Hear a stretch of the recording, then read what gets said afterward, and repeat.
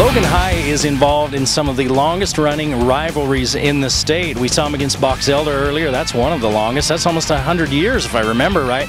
Tonight they take on the Bear River Bears. Since 1925 these two teams have been playing. 85th meeting here tonight. The Bears come in and they are desperate. They have to have a win to have any chance, any shot at all at the playoffs. The Logan Grizzlies, on the other hand, are enjoying a huge turnaround season. They didn't make the playoffs the last couple of seasons, and they have one of the best turnarounds in the entire state this season, and they are in the #2 spot in Region 12. That would put them as a host to a playoff game. In fact, they're almost guaranteed that #2 spot.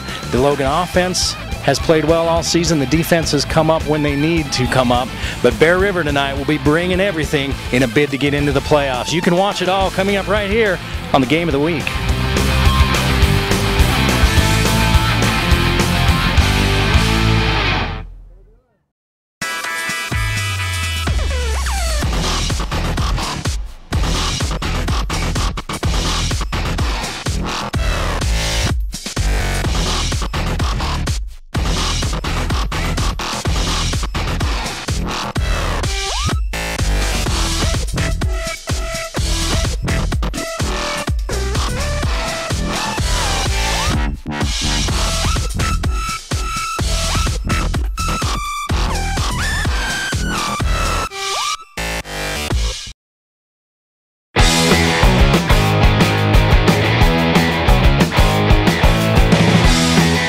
Well, it's hard to believe. It seemed like the season just started, and here we are at the end of region play.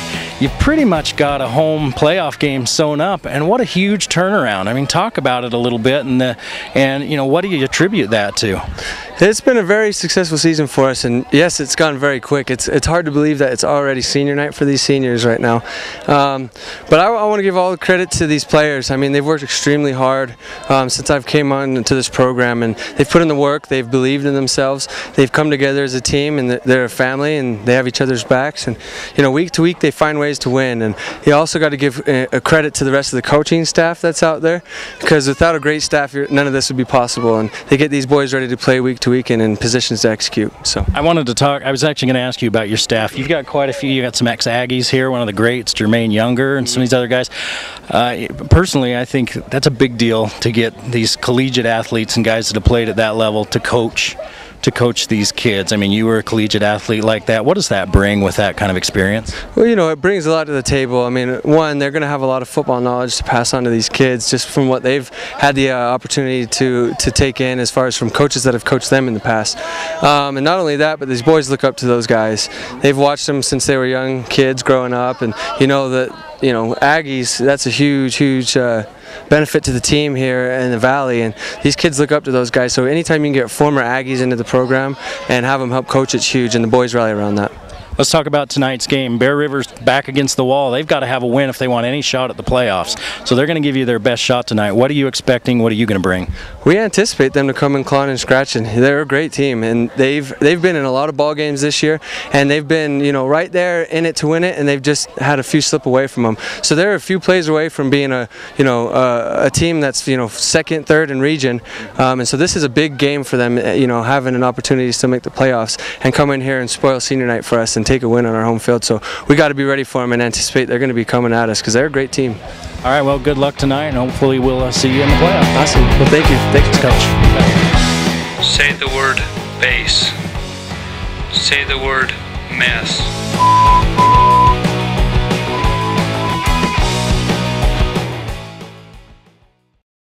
Today means something different. Some use beef frozen from far away.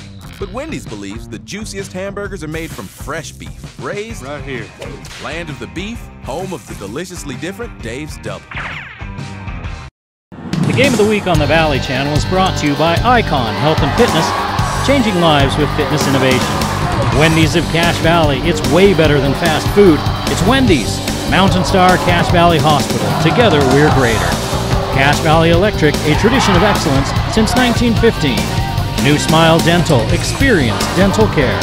Cache Valley Hearing and Audiology, bring back what you've been missing. Lynn's Audio and Video, Cache Valley specialist for 60 years. Mountain Valley Heating and Air Conditioning, give us a call, you'll be glad you did. Herms Inn, Last chance for great food. Discount Tire and Automotive. So much more than a tire store. Four Seasons Apartments and Townhomes is your home. Planet Fitness of Logan. No intimidation and only $10 a month. Aspen Dental. Get that gorgeous smile you've always wanted. The Logo Shop. We logo stuff. All kinds of stuff. And the Valley Channel, Cache Valley's TV station for over 25 years.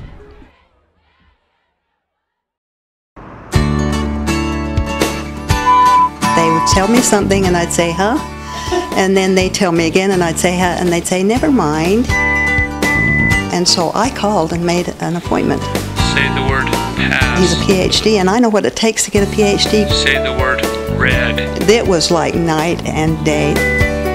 And then the hearing test was the thing that I thought, wow, he really knows what he's doing. I would recommend Dr. Daines to anybody, everybody.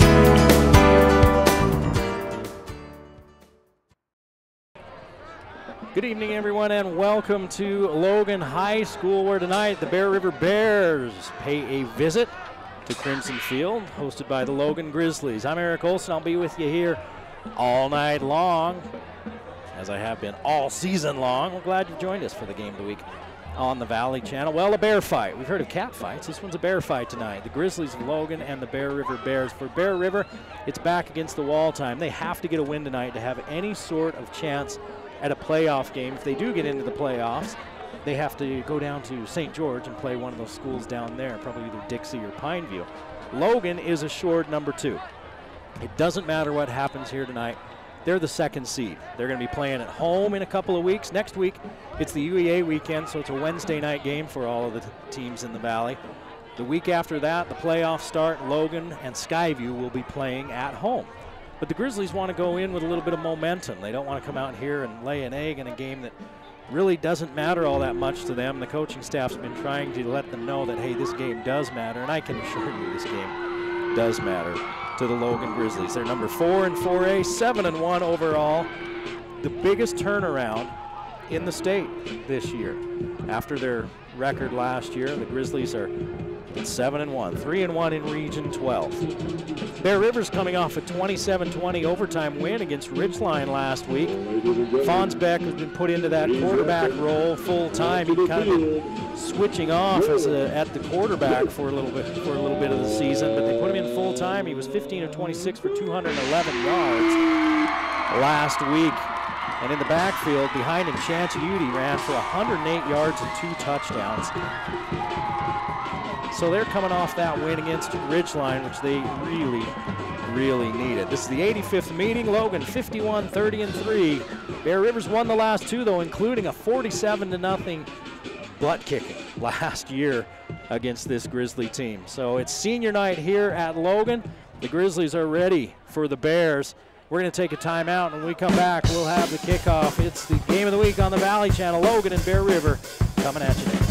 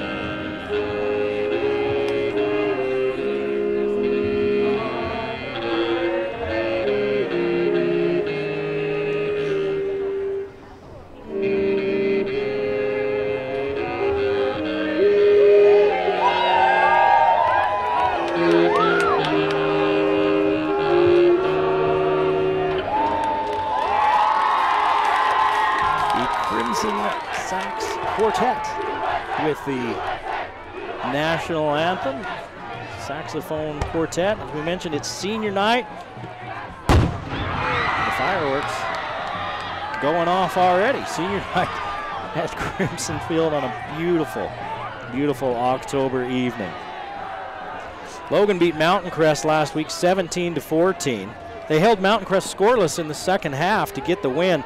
Thornley with a good night on the ground. He had 4 receptions for 51 yards through the air, but 109 yards rushing. Johnny Parkinson, 14 of 24, 155 yards. He did throw 2 interceptions and didn't throw any get any touchdown throws, but he has been one of the major difference for the Logan Grizzlies this year. Parkinson has been outstanding at quarterback. He's 159 with 255. That's 62%, 1,962 yards, 15 touchdowns, 9 interceptions. Yeah, they'd like to see that interception number go down. That's just about 1 per game, just over 1 per game, but he has been instrumental in the turnaround of this Logan team. Cade Rice, 17 tackles and an interception last week against Mountain Crest. And if you look at some of the leaders in 4A, some of them are on the field here tonight. Thornley's 9th in 4A in rushing yards. Parkinson 7th in 4A in touchdown passes and 2nd in yards. Van Leeuwen is 7th in receiving touchdowns and 8th in yards. Rice is number 2 in 4A in tackles, 9.9 per game. Isaac Larson is tied for 3rd in interceptions in 4A. So you got some playmakers here for the Logan Grizzlies. For the Bear River Bears, they've just been trying to find their identity so far this year. They're 3-5. We mentioned, they've been going back and forth with quarterbacks. Brown and Fonsbeck, Ren Fonsbeck and Brady Brown were trading time for a lot of the season. They went to Fonsbeck full-time here just recently. And Fonsbeck is 30 of 53, 385 yards. Hasn't thrown a touchdown. He's 56%, and he has an interception. But again, those aren't full-time numbers, and they really, talking to some folks around the program, they're really excited with what he can bring to the table.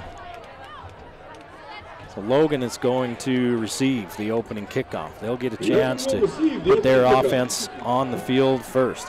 Defensively for Bear River, Carson Rasmussen, 32 tackles, but 6 sacks. He's tied for 3rd in 4A in sacks, so we'll get to see him here pretty darn soon as the Bear River defense will take the field first against the Logan offense.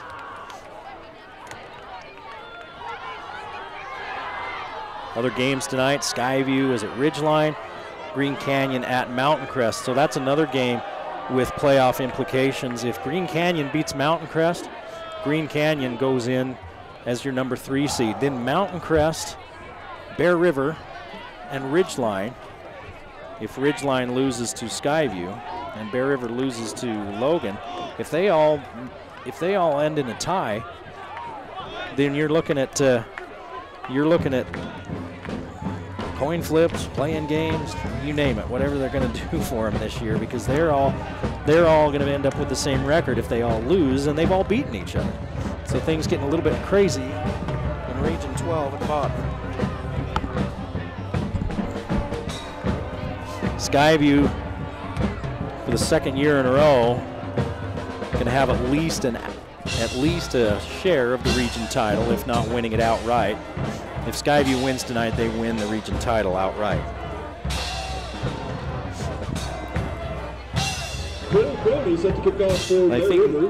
I think I don't know if it's a surprise that Skyview won the region. Maybe a surprise that they have a real chance to go undefeated. To me, the surprise is Bear River. I thought Bear River might be a little bit better than they have been this year. Bear River and Ridgeline have surprised me with their records, but it's been a tough region season. Well, they let the balloons go as we kick it off here at Logan. Johnny Parkinson, the senior, number 8, will take the field with the Logan offense. Behind him will be Cade Thornley, number 5, the junior. And he'll be throwing to an assortment of receivers, including Tim Van Leeuwen and Kevin Nye, both seniors to keep an eye on. Van Leeuwen, number 3, Nye, number 1, and they both split wide to the top of the formation, top of your screen. 2 running backs in the backfield. And now they motion Nye. They fake the swing pass. They're going downfield. There's a man. And Parkinson throws it a little too far inside. Van Leeuwen can't get there. Second and 10. Van Leeuwen had 2 steps on 2 different defenders. And Parkinson couldn't get it there. He threw it a little inside, and Van Leeuwen stayed outside the hash. Charlie Jensen to this side. They're going to hand it to Thornley. Thornley finds an opening, still on his feet, and it's going to be 3rd and short after an 8-yard gain. Thornley with the carry.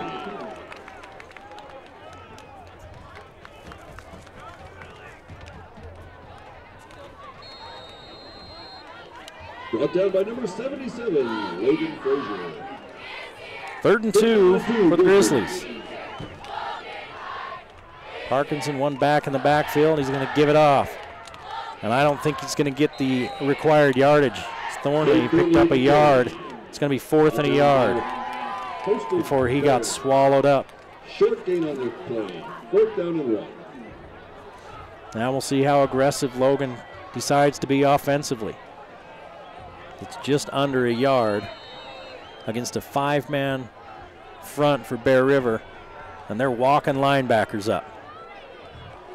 Parkinson's going to give it off. 1st down and more for the Grizzlies as Thornley's out to the 34. Brought down by number 7, Case Jones. 1st down, Grizzlies. Case Jones makes the tackle, and the Grizzlies have a new set of downs. Jensen joined on this side by Nye, who's in the slot. Van Leeuwen alone on the far side. And Thornley and Pawnee in the backfield. Now Thornley's going to go to the far side as they line up in a spread formation, 2 by 2. Parkinson, lots of time, overthrows his man. He had Van Leeuwen crossing at the 40-yard line. He put it too high. And so Parkinson starts the game 0 for 2.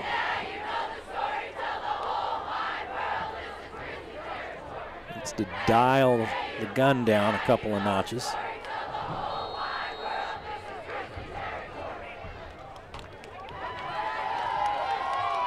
Second and 10. And the safety is playing about 8 yards back is all. Parkinson rolls, looks underneath to Nye, and he can't come up with it. 3rd and long. Incomplete pass intended for number 1, Kevin Nye. 3rd down and 10 for the Grizzlies.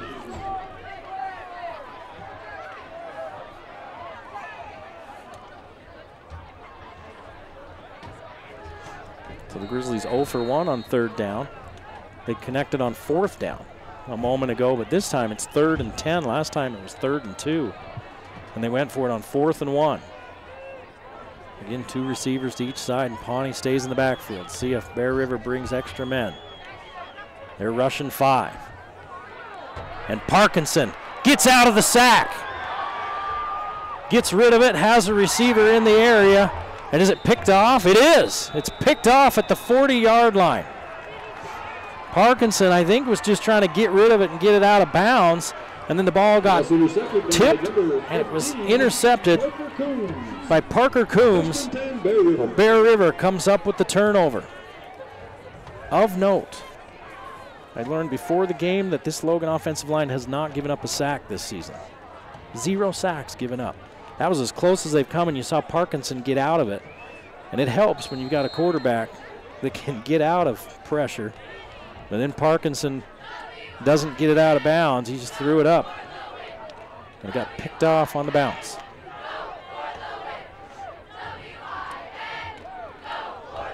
Logan's got 8 in the box.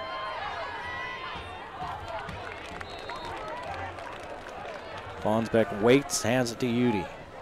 Udy loses a yard. Logan defensively only giving up 14 points last week to Mountain Crest, and no points in the second half for the Mustangs. Brady Hall rushed for over 100 yards for Mountain Crest, but that was it. Logan didn't really give up any stats to anybody else, and they only gave up 14 points. 2nd and 11. Fonsbeck, 2 receivers to the top of your screen and 2 backs with him. Fonsbeck looks to the out pattern. He's got a receiver there. 9 yards. Pass complete to number 20, Colt Lish. Colt Lish 3rd down and 2 for the Bears. makes the grab. 3rd and 2. After the turnover, it's at the Logan 37-yard line. 9 minutes to play in the first period. No score. Vonsbeck gives the first man through, and we've got a ball going the other way. They're blowing it dead. The Grizzlies came out of there with the football. Andrew Wallace heading the other way. And they're blowing that play dead. Wallace came out of there in a hurry.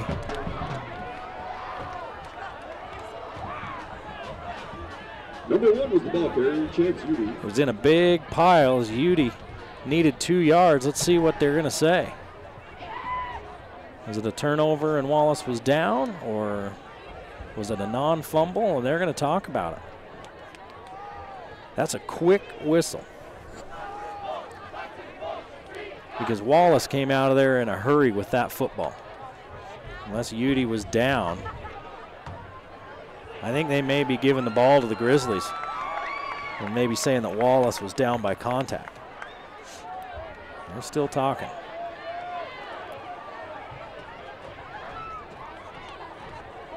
Logan High School would like to thank the following sponsors. Shop Bell Bank of Utah. keeps Brown pointing his Brothers, arm. You can see him coming into your Cereal picture right there. Homes, Dwell Realty Group. Art Floor Coverings. Juniper Still Systems, no Juniper Systems. Lazy One Incorporated. indication, but the Logan defense is staying on the field. Orthodontic, Taco Time, and Thornley Dental. Thank you for your support. And now they're coming off the field. So I think they're going to say it was a fumble, but the player was down. Number 7, Andrew Wallace. And Wallace recovers. He was touched, so he couldn't return it. And the Grizzlies get the ball back after the turnover. So dueling turnovers here at Logan High, and the Grizzlies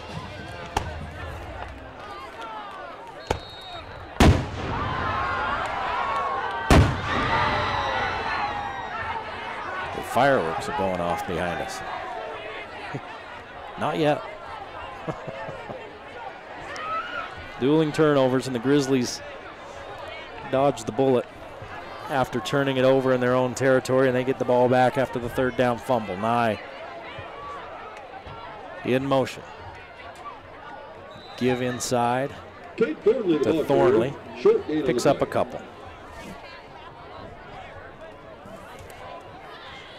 Parkinson has yet to complete a pass. He's 0 for 3 with an interception. Tackled by number 7, Not a great Kate start for Thornley. number 8. 8.5 to play 2nd down Grizzlies. in the first period. No score. Logan's locked into that number 2 spot. But if they won and Skyview were to lose, they could say they had a Kate Thornley with the carry. piece of the Short title, gain the on the play. region title. Thornley with 1 yard. It's going to be 3rd down and 7.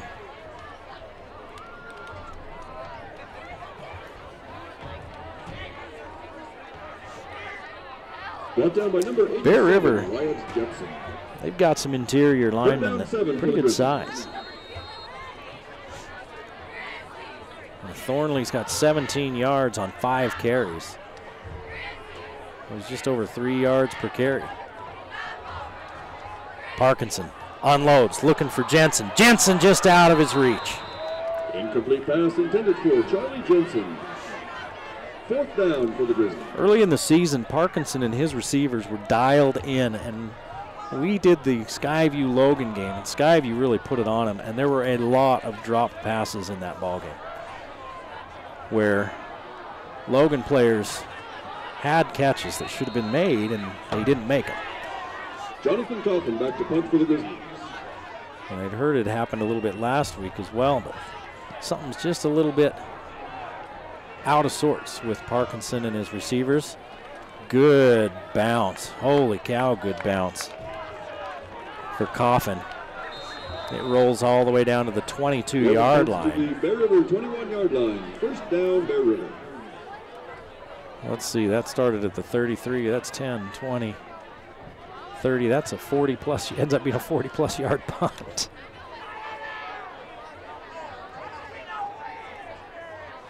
(48 minus 3), 45-yard punt. Math is hard. Well, now Bear River in their own territory at the 22-yard line. 2 receivers to the far side and 2 backs in the backfield with Fonsbeck. He's going to throw. Now he's chased out of the pocket. Wallace giving chase. Here comes Shotbell, and then Fonsbeck wisely ducks out of bounds. Because if Shotbell tracks you down, he's going to ring your bell. He's a player that's going to be back next year. He's one of those juniors on this team. Fonsbeck with the keeper. Short gain on the play. First out of bounds by number 37, Andrew Thompson. Fonsbeck picks up 2.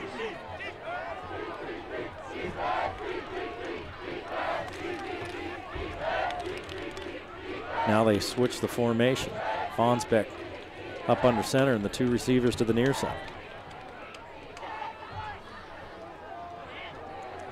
Give to the first man through, and he's driven back. That's Udy. Chance Udy with a 100-yard plus rushing game last week. And Udy gets pushed backwards, but he had some forward momentum that gets him a yard. It's 3rd down and 8.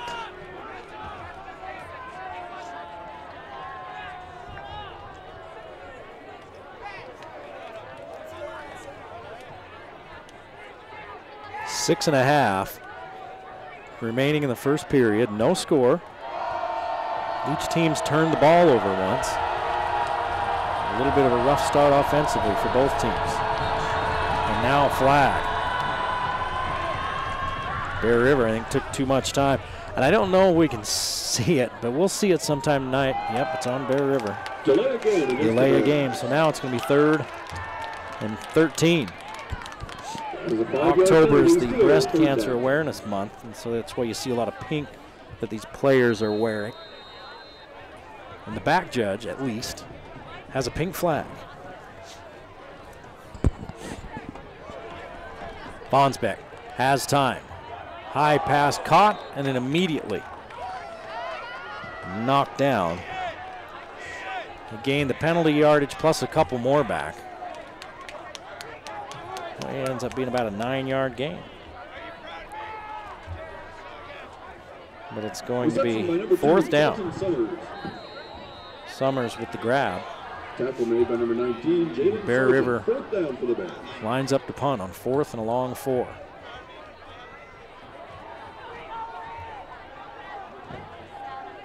Low kick, the Grizzlies get away. It's going to roll to about the 41-yard line. And that's where Logan will take over.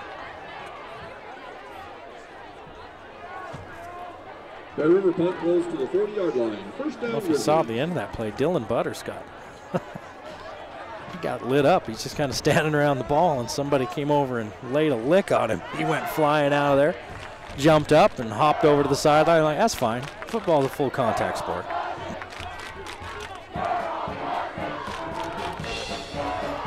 So the Grizzlies back on offense. Parkinson still looking to get in sync with his receivers. He's 0 for 4 with an interception. 2 of those incompletions, he's had guys with a step that could have been big gainers. Here's the give to Thornley. Grabbed at the line of scrimmage. In fact, he's going to lose a yard. Tate Thornley with the carry, wrapped up at the line of scrimmage for a short loss.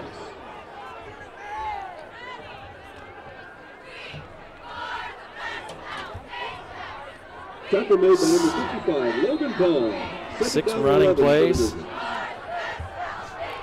5 pass attempts. Now receivers stacked to each side. Parkinson's going to roll this side. He's going to leave one out there, and he just throws it wide of a wide open Charlie Jensen. Incomplete pass, intended for number 15, Charlie Jensen. Third down. Parkinson just off a little bit to start tonight. Makes you wonder if they might go to something short just to get him dialed back in. little short, quick hitter to see the ball being caught. It's like a shooter in basketball. Sometimes a free throw or a layup will get a shooter going, just seeing the ball go in the hoop. Parkinson on 3rd and long.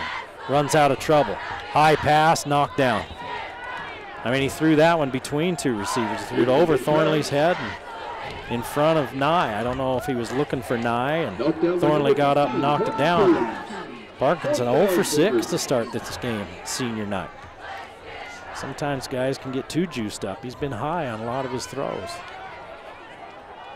And he's had receivers open, so Number 5, Easton Lish back to receive for the Bears. keep an eye on that developing storyline.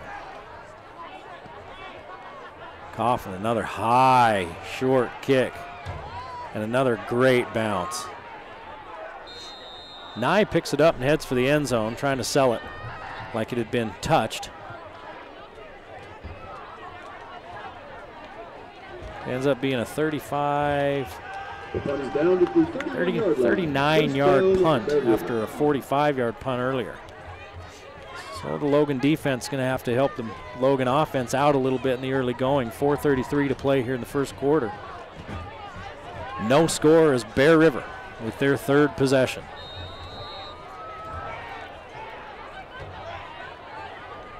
They run a couple of guys in late. Look at that big split between the center and the guard. Bonsbeck rolls out.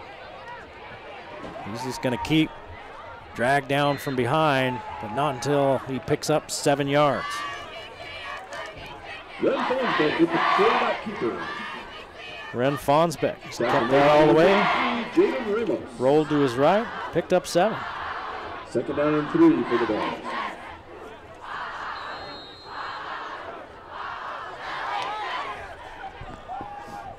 Under 4 minutes to play now in the first period, a scoreless first period.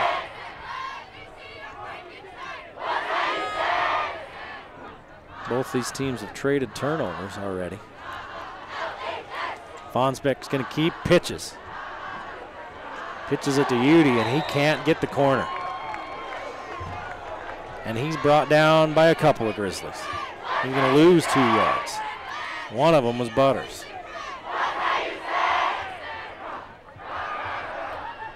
Ball carriers number 34, Corbin Kewstead. Now it's going to be 3rd down and about 5. 3rd down and 4 for the Bears.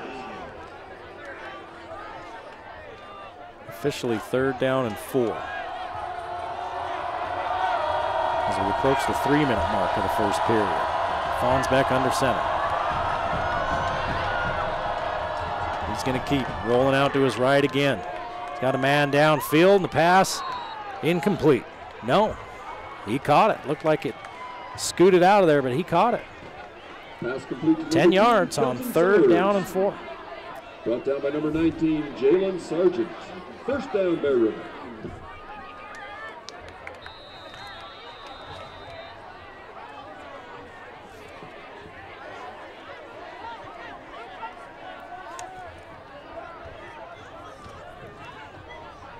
So a new set of downs for Bear River. No score. The Bears on the move. They give to the first man through, and there's a big old pileup after about a 3-yard gain. Ball carriers number 3, Dylan Mardor. Brought down by Kevin Nye. Short gain on the play. 2nd down, Bear River.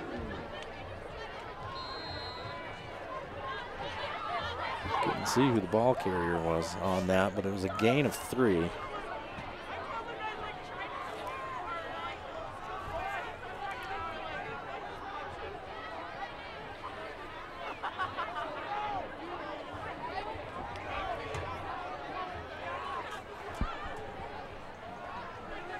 Fonsbeck, now he's going to roll to his left.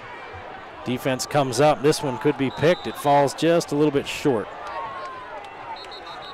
of the defensive back, and there's a flag in the backfield.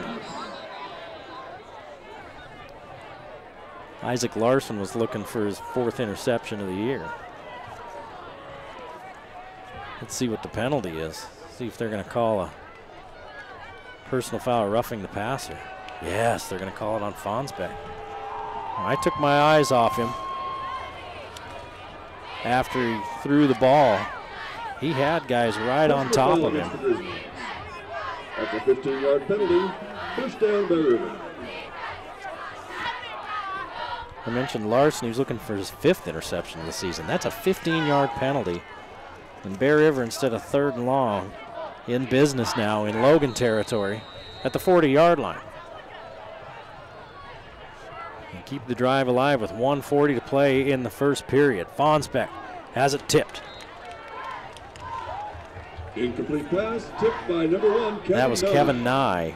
Got up there and got a piece of that one. 2nd and 10.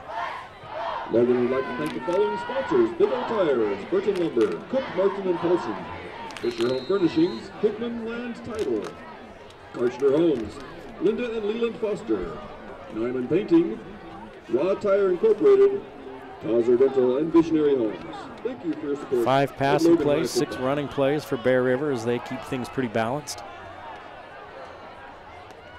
Fonsbeck under center again. Give to the first man through. He just turns around and pushes for 12 yards. That's Udy. And how often do you see that? A back like that will turn his back and just keep pushing. And guys are up high. They're trying to pull the ball out. Meanwhile, he's picking up 12 yards. Bear River now inside the 30-yard line of Logan, as we're under a minute and a half to play in the first period. No score at Logan. On a pretty mid-October evening.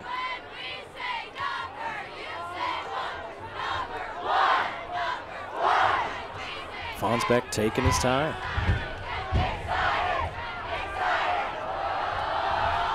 Fonsbeck's going to keep. Wanted to pitch, but at the last second he's hauled down. Fonsbeck with the carry. Let's see who that was. Alex Ballot. It was Alex Ballot that pulled him down for a 2-yard loss. Just as he was getting ready to pitch, Ballot hauled him down. So now the ball back at the 30-yard line with 35 seconds to play in the quarter. Bear River with their deepest foray into Logan territory. 2nd and 12, and Fonsbeck rolls right. Pressure from behind, gives it up, and it's incomplete as he threw it just behind his intended receiver. Kelton Summers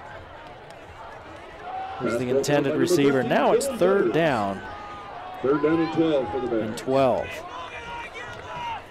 Logan High would like to thank the following sponsors: Ridgerland Cash Animal Hospital, Charlie's Ice 2 Cream, of 4 on 3rd downs Grease Monkey for Bear River. Jensen Real Estate Services, The Cater Shop, Logan Oral Surgery, Old Grist Mill, Rebecca Thompson Insurance Agency, and Thompson Family Orthodontics. See what the Bears do on 3rd down and 12. They haven't been attacking the middle. They've been going over the edge, and Bear River broke the huddle with 12 players. In fact, 1, 2, 3, 4, 5, 6, 7, 8, 9, 10, 11. Called on the Bears. Yeah, they broke the huddle with 12 players.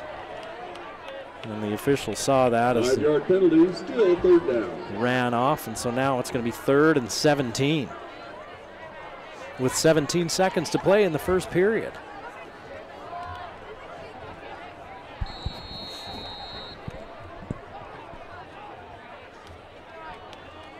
So the penalty stops the clock. Bear River will have to run a play.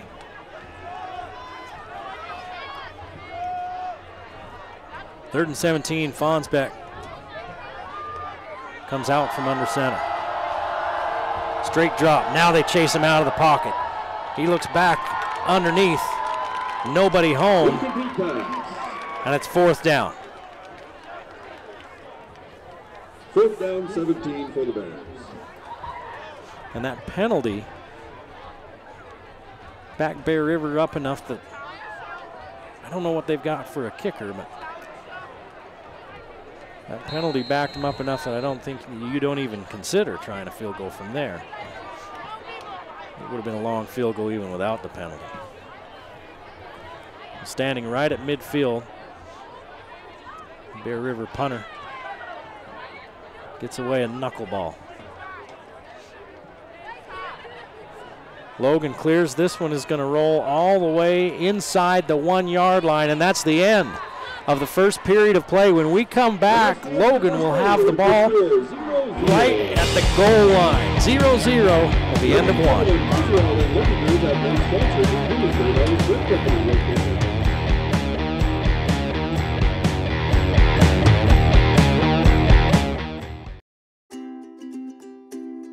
My grandpa went to the Star Hospital to get his back fixed. The doctor used a robot to make a mini invasion. That's pretty cool.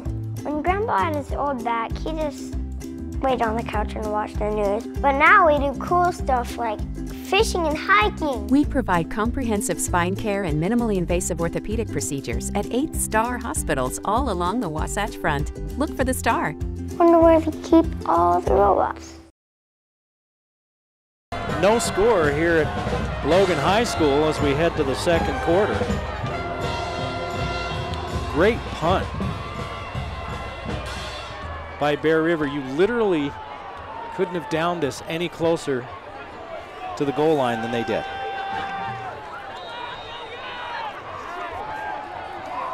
So the Grizzlies will start in their own end zone. Parkinson fakes the give, keeps, pushes forward to the 5. With the keeper out to the 5-yard line. And gives the offense a little bit of breathing room. Parkinson, if you just joined us, he's had such a great year. But he's 0 for 6 with an interception here in the early going. No score, we just start the second quarter.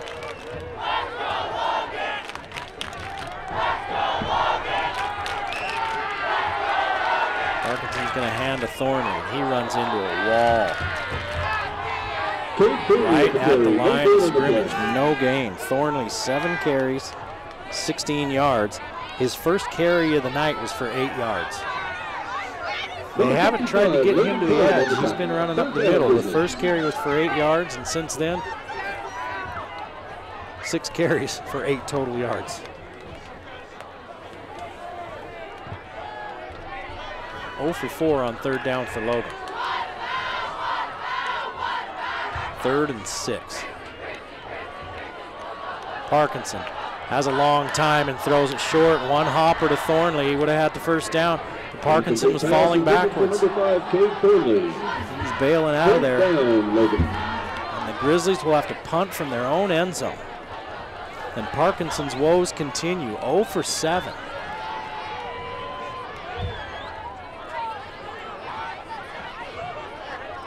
And he's got receivers. He's got receivers that have been open. Parkinson just, for whatever reason, hasn't found him. Good kick by Coffin. He's standing in the back of the end zone. Ball muffed at the 40-yard line. It ends up being a 35-yard kick from the line of scrimmage. But he was standing in the back of his own end zone. 50-yard kick, but 35 from the line of scrimmage.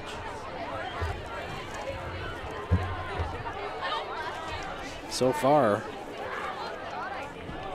the punters have been the MVPs of this game. They've got more plays than anybody. Bear River starts in Logan territory at the 40-yard line. Big hit put on Udy after he picks up 3. Number 1 on the carry, Chance Udy, brought down by number 42, Cade Rice. Rice. Gain of 3 on the play, 2nd down 7, Bear River. The senior laying it on Udy. He gained 3 yards. It looked like he might have had more, and then Rice just knocked him backwards.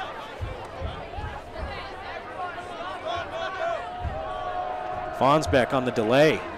Turns and hands it to Udy. Udy right at the sticks. Chance Udy on the Gain carry. 7 and a first down for Bear River. Number 19, Jalen Sargent in on the tackle. It's an interesting looking play. Fonsbeck comes back. He almost stopped. Almost like it's a whistle blew, and we're going to have to start this over again. And everybody just kind of pauses, and then they go. It was an interesting looking play. 1st and 10 at the Logan 30. No score in this ball game. 9:40 to play in the first half. Motion out of the backfield and give it to Udy. First man through, and he picks up 5. Chance Udy on the carry. He's at 8 carries for 28 yards. Number 42, Kate Rice on the tackle. And Rice with another 10. He averages 10 a game. Second down, Barry. Speaking of Rice.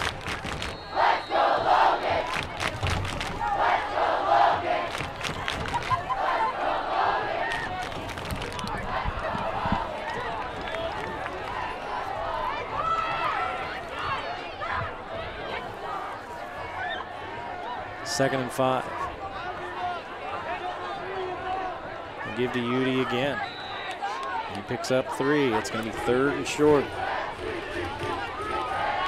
Chance Udy on the carry, brought down by number 22, Ethan Davis. So Bear River keeps attacking the middle, Third down and 2, Bear River. and they're finding some running room. Logan's been attacking the middle, and they're finding nothing.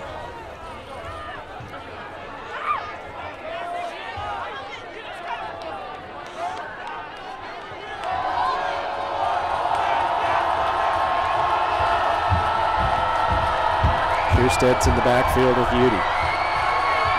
Logan creeping the linebackers up. They give to Kierstead, and he's tripped up behind the line by Shotbell.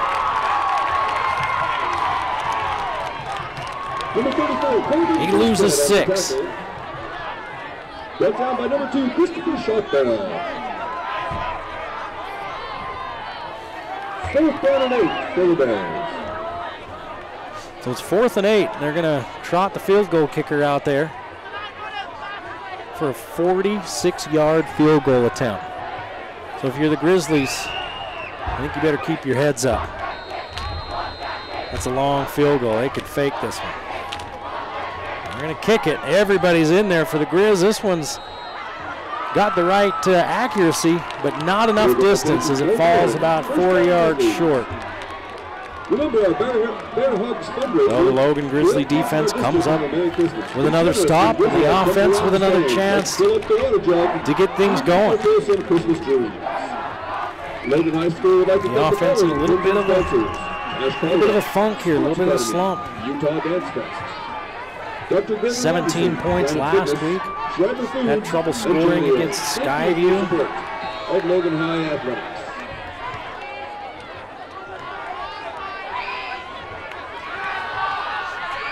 And they're just out of sorts. And here's a quick pass and the first completion for Parkinson. Pass complete to Charlie Jensen. And Jensen picks up 7. Number 5 on the tackle. Let's see if that settles Parkinson down a little bit. Finally seeing one completed. They're going to throw it again. They're going to get it out here in a little screen again. Running room for Thornley. Looked like he was going to go out of bounds. Spins back into the 30. There's a flag. Comes in from the back judge. He's out at the 38-yard line. Gain of 11. We may have an illegal block on Logan. That didn't need to happen. Just kind of one of those late blocks. Sometimes kids trying to do a little too much. Coach Van Leeuwen asking the official about it. Or are they going to call it on Bear River? Logan High School would like to thank the following Grizzly sponsors: the Logo Shop, McDonald's, and Going to call a horse collar? Nope, it is High. against the Grizzlies. Going the other way with it. An illegal use of the hands. So instead of a first down, Illegal block called on the Grizzlies. it's a 10-yard penalty from the spot of the foul. from the spot. So we're about where we started this play, and we're back to 2nd and 3. It's Groundhog Day.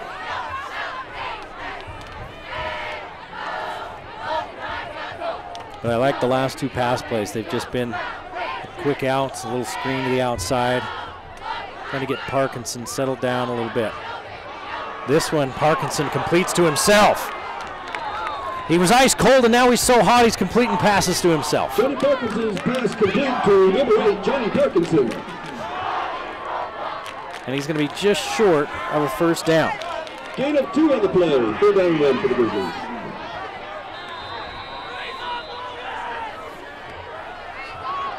Oh, they try the middle again and again. There is nothing there for Bear River. Boy, Logan is just intent on running up the middle, and Bear River is not having any of it.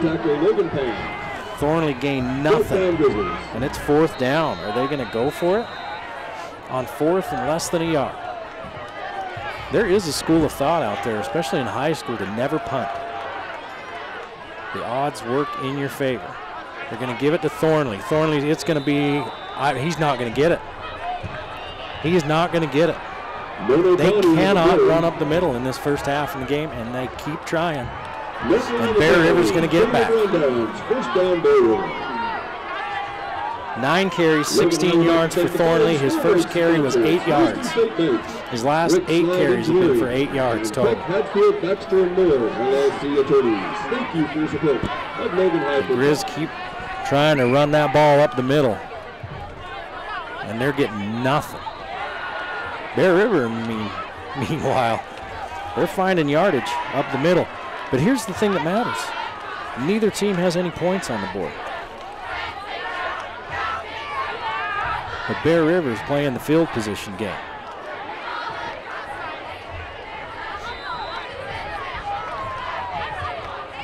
There's the give up inside. Udi runs for 6.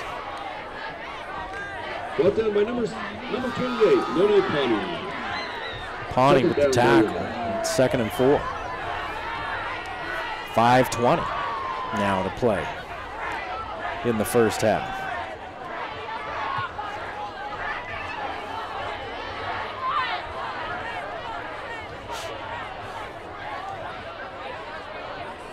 Fonsbeck's gonna keep. Hit hard, spins around. Looks like his second effort may have given him the first down. Nope, he's just shy. Short gain on the play. Tackle made by number 28, Noni Pawnee.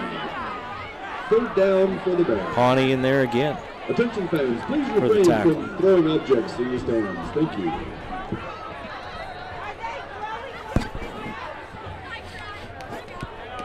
Third and 2.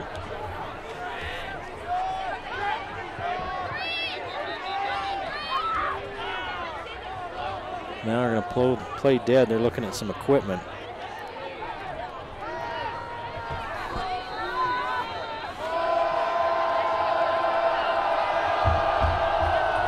Again, they try to run it on 3rd down, and again, Logan is there defensively. Udi loses a yard. Tackle made by number 4, Alex Balance. So now Chris Wise and the Bears have a decision to make. It's 4th down and 3. They're at the Logan 22-yard line. There's 4 minutes to play in the half. No score. So they're not going to try a field goal. Last time they tried a field goal for Logan, you don't want to be off sides. Fonsbeck's going to keep. He's got the edge if he wants it. Instead, he throws to Udi, who's got a first down. On 4th and 3. Pass complete to number 1, Chance Udi. Picks up 8. First out of bounds by number 28, Noni Pawnee. First down, Bear River. And Bear River keeps rolling. 4 of 8 for 36 yards now for Fonsbeck. They haven't just had him drop straight back. They've moved him whenever they've thrown. He's rolling one way or the other. There's that little delay give. Gain of a yard for Udi. Tackle made by number 77, Kyle Truex. The ball at the Logan 13-yard line. This is the best chance either team has had for putting points on the board tonight. As we approach the 3-minute mark. Bear River trying to shorten this game just methodically. And you see Fonsbeck, he's just taking his time. Give up inside, first man through.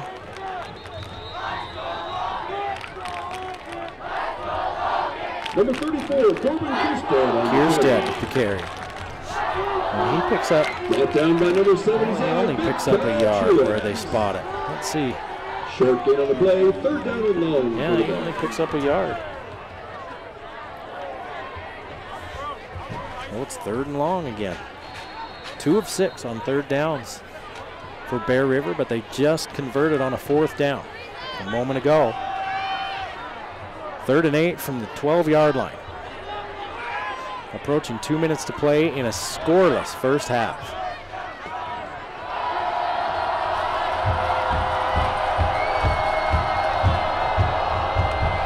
Fonsbeck, straight drop, looks for the end zone. Ball breaking on the ball is the corner. Doesn't matter, it gets to the receiver first. Touchdown, Bear River. Pass complete to number 2, Kelton Summers. Touchdown, Bear River. Summers with a 12-yard grab for the touchdown.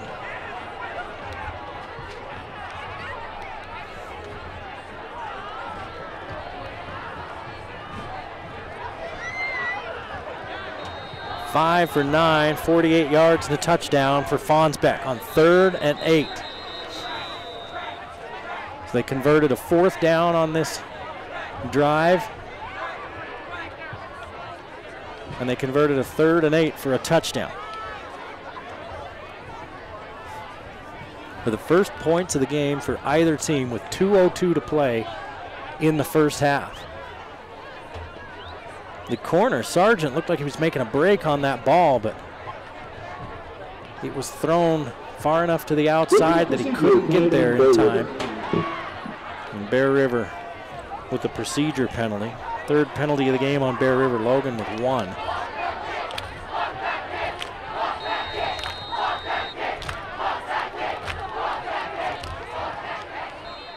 And the PAT is good.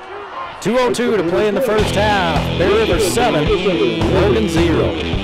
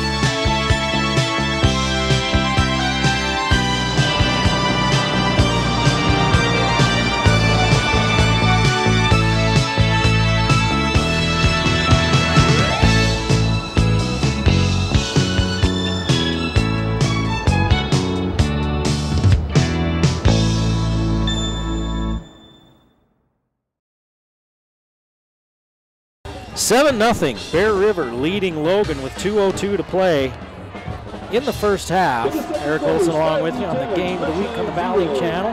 Skyview leads Ridgeline 10-0.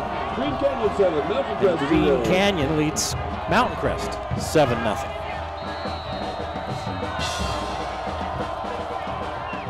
Bear River likes to hear that. They'd like to hold on to their lead. That would mean they'd make the playoffs. So Johnny Parkinson has been so good all season long. Started 0 for 7 in this ball game. He was 2 for 2 on his last possession. He's 2 for 9 for 9 yards. And the offense has just looked out of sorts. That passing game just hasn't been in sync. He's got receivers. He's got receivers running free. Now he's got to find them.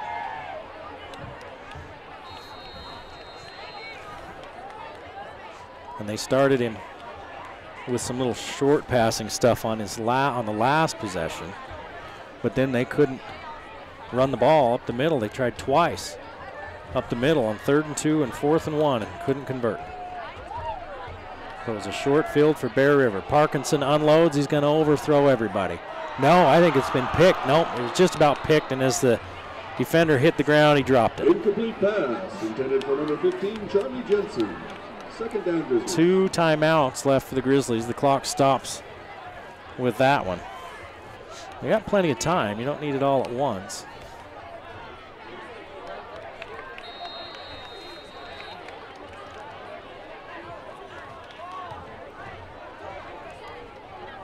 Now 2nd and 10. For Logan, you don't want to give the ball back to Bear River with another short field. Parkinson looks underneath. He's got his man. Catch by Van Leeuwen. Van Leeuwen heads for the sideline, and now he's yanked down. He's got a first down, and the clock stops. 12-yard gain for Van Leeuwen. He was trying for the sideline to get the clock stopped.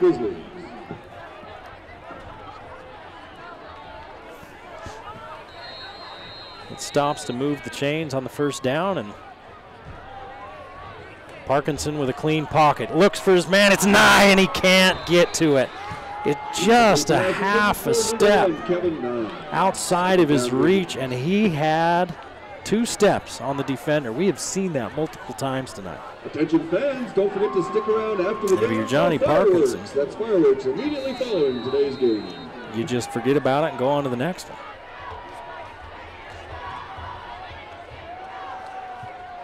It's got to be frustrating for an offense. 3 receivers to the far side. Van Leeuwen all alone to the near side. Parkinson looks for Van Leeuwen. He deals to him at the 40. It's going to be 3rd down and 2. Pass complete to Timmy Van Leeuwen.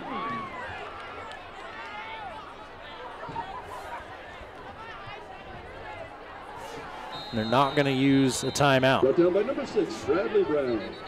And now the whistle blows. No flags. Bear River called a timeout on 3rd down and 2. Timeout, Bear River. So Logan down 7-0. A scoreless first half until a moment ago. Bear River and a 12-yard touchdown pass. After Logan went for it deep in their own territory on 4th and a yard. 4th and just over a yard. They could not pick up the first down. They tried to run up the middle tonight, and it's been a solid wall along that Bear River Bears front line.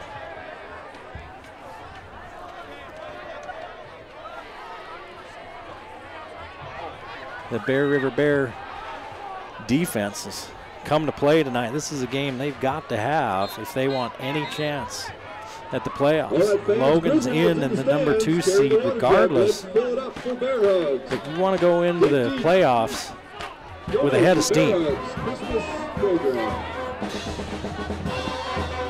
don't want to be going in nursing a loss, losing 2 out of your last 3. 3rd and 2. Parkinson's going to keep. Boy, Bear River made a beeline for Thorney. Looked like they had tackled him for a loss, but Parkinson pulled it and ran for 6 and a first down. So the Grizzly drive stays alive. 1:10 and the clock moves. Parkinson against a 4-man rush. Hangs it up there for Nye. Nye makes the catch. Pass complete to number 1, Kevin Nye.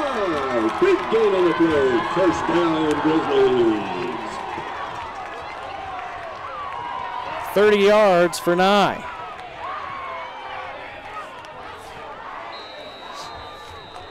And just like that, the Grizzlies are in Bear territory. And Pawnee runs for 4. Gain of 5 on the play.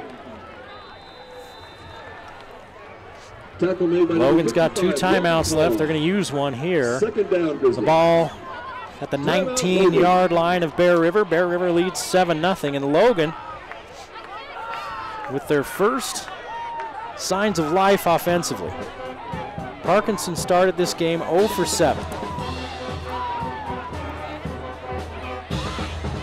Now he's 5 out of his last 6. And look at the A lit up on the mountain there. It's homecoming week for the Aggies. Coming off the big win against BYU down in Provo. Aggie fans ecstatic about that. Now they play UNLV tomorrow. An afternoon game with all of the attendant activities around it. A lot of excitement about the Aggies. Come join me and 30,000 other people in the stadium tomorrow afternoon. What else do you have to do on a Saturday when the weather's beautiful? Chores? You don't need to do chores. Come to the game. Pawnee and Thornley are in the backfield. Nye and Van Leeuwen on the near side. Jensen to the far side. Parkinson back to throw. Unloads over the middle. Van Leeuwen, touchdown.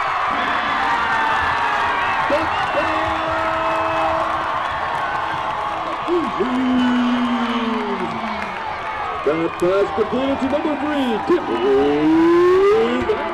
Van Leeuwen, 3 catches, 38 yards, and a touchdown.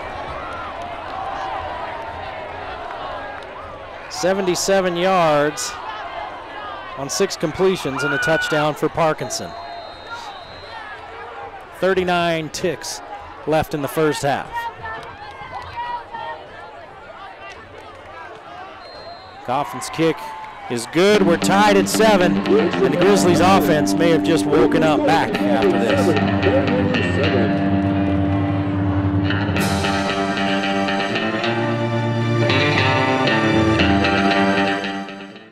You're so adorable. I'm taking you home. The world judges. We don't. Planet Fitness. Be free. 7-7, 39 seconds to play in the first half. Eric Olson along with you. It's like a redneck fishing derby here at Crimson Field. After a score, they're shooting off those cannons in the back. Holy cow. They've shot off a couple of times here in just the last few seconds. I think they were getting tired of not enough noise back there. I said, hey, let's shoot a few of these off. And Logan finally scored and gave him a reason. So Coffin will kick from the 40-yard line as he had tied it up with his PAT a moment ago. Pretty good kicking night for him. This one high and short. And looking for the sideline, the Bear River runner gets out to about the 26-yard line. Need to see who that is. Returned by number 20, Colt Lish. Colt Lish. First and 10 for the Bears. Bear Rivers. Tackle made by number 14. Bear Rivers roster is alphabetic. Something you don't want to see. As a sports play-by-play or color announcer, you don't want to see bathrooms that are a block away or alphabetic rosters. One and the same. Here's the give to Udy, trying to get him around the corner. He's knocked out of bounds, shy of the 30. Pick up of about a yard. Forced out of bounds by number 6, Isaac. Udy 12 carries, 13 carries, 38 yards. There hasn't been a lot of running room for either team. Udy's picked up a few more yards than Thornley. One of the few times they've tried to get him to the edge. And it shows you why they've been running him out the middle. Logan's defense, pretty good speed side to side. Hard to get outside on. 27 seconds to play. Second down. Fonsbeck's going to hand off to Udy, and he's going to get rocked. Udy on the carry, short gain of the play, brought down by Andrew Shotbell's in Wallace there. and Christopher Shotbell. Third down, Bear River. Udy's going to pick up about 5 on that run. And that's the end of the first That's half. going to be the end of the first half. They're not going to run another play. We're tied at 7 on senior night at Crimson Field. Logan and Bear River. We'll be back after this.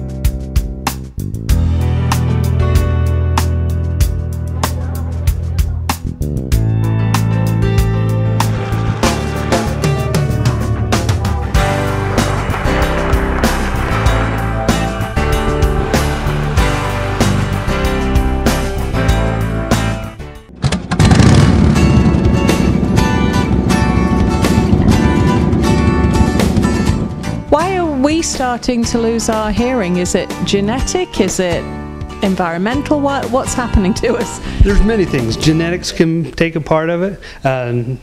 Certain medications, ototoxic drugs, but most of it's just life, living in general. We go to a concert here, we go to a motorcycle rally, we ride a motorcycle, we're exposed to all these loud sounds, loud music, but it all takes a little bit of hearing, a little bit here, a little bit there. We don't notice it. It's so slowly happening and it's painless, and over time just that little bit compounds, and pretty soon we have a significant hearing loss that's affecting our ability to communicate with our loved ones. If you are experiencing any kind of problem, be you my age or be you younger, why don't you give Dr. Daines a call here at Cache Valley Hearing? Tell us where we are, Dr. Daines, and how they can get hold of you. We're at 485 North Main Street in Logan, and you can just give us a call at 435-753-4327 or at 753-HEAR here. Okay, well that's a good, that's very apt. Yeah, I should say so. Any kind of hearing loss, and literally, please don't let this feeling of embarrassment or it not being manly or cool, that's, you know, that's a bit dim. You shouldn't be embarrassed about something that is a natural aging process. It's actually more noticeable when you don't hear and have to have people repeat themselves. That's true. And extremely irritating for those around you that are having to repeat it time and time again. Thanks so much, Dr. Daines. And seriously, guys, give Dr. Daines a call. Your hearing problems will be solved. Thanks, Dr. Daines.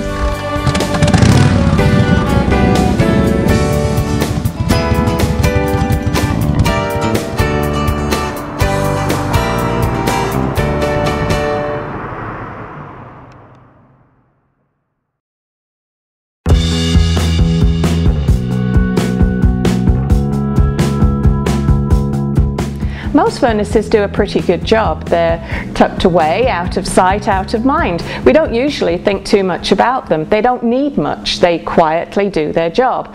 A typical high-quality furnace today is rated to provide you with 10 to 15 years of reliable service. But no matter how good they are to begin with, they just don't last forever. It's their job to heat up and cool down, heat up and cool down again. Hour after hour, day after day for years. They constantly expand and contract, expand and contract. Eventually, the metal is weakened and then it's time to quit. But the question is, when? If your furnace is getting up there in years, you may want to schedule an inspection. Now, of course, nobody wants to replace a perfectly good furnace. We all want to get as much life out of them as we can. On the other hand, isn't it always better to know if you're about to be literally left out in the cold? Most problems arise when you're not expecting them. Chances are your furnace might decide it's time to quit at the most inconvenient time possible. However, Mountain Valley Heating and Air Conditioning offers 24/7 emergency services. Just call the number on your screen. They'll rush their highly trained and factory qualified technicians to you. They'll analyze the problem and determine if what you need is a simple fix or a complete install. Mountain Valley Heating and Air Conditioning is a family-owned local company. They've been serving Cache Valley homes and businesses for over 20 years with dependable residential and commercial heating and air conditioning services.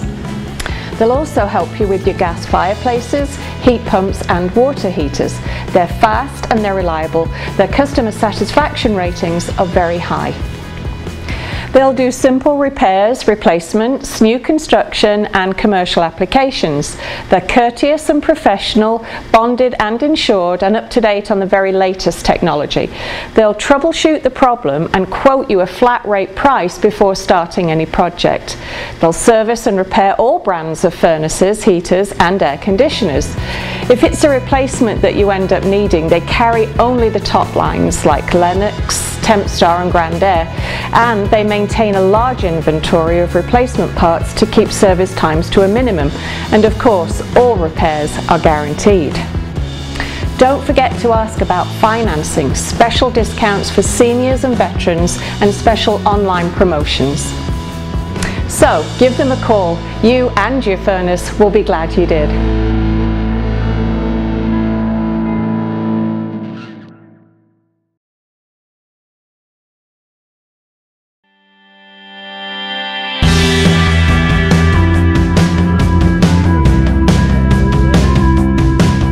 always loved sports, and I've always participated in sports, and I've always played, and I think the best part about this job is being able to watch these athletes play, and it's part of my job just to sit there and watch these athletes succeed and play these wonderful sports. I always knew I wanted to work in medicine, and after playing many sports in high school and getting many injuries and having to come back from those injuries, I knew that I wanted to provide that same coverage and provide that same care to other student athletes, because sports is a key part of growing up.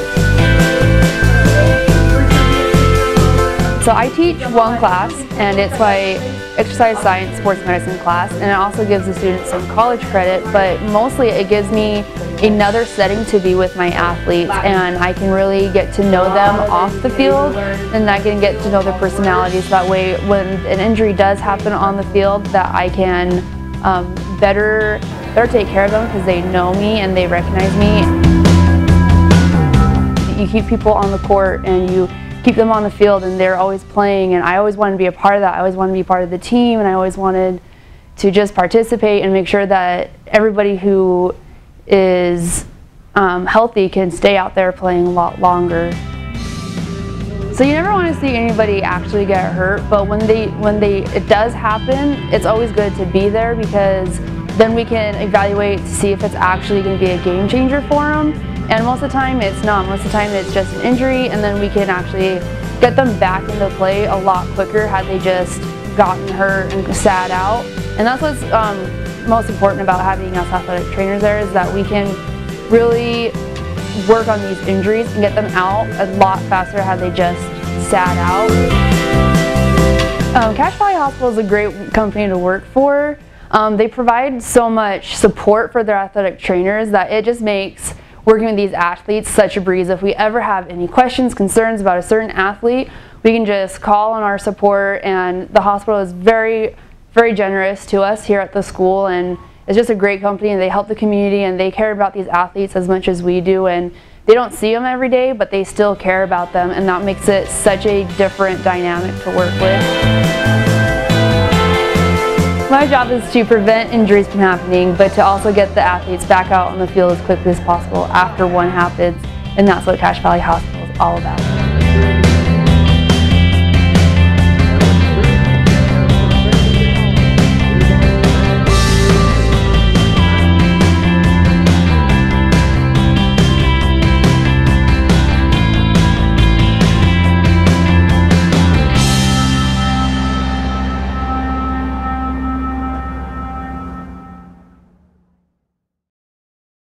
Take a seat, right over there, sit on the stairs, stay or leave.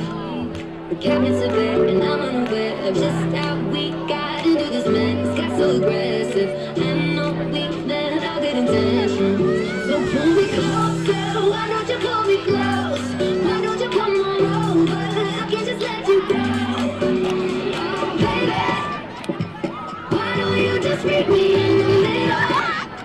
I'm losing my mind just a little. So why don't you just meet me in the middle? In the middle. Baby,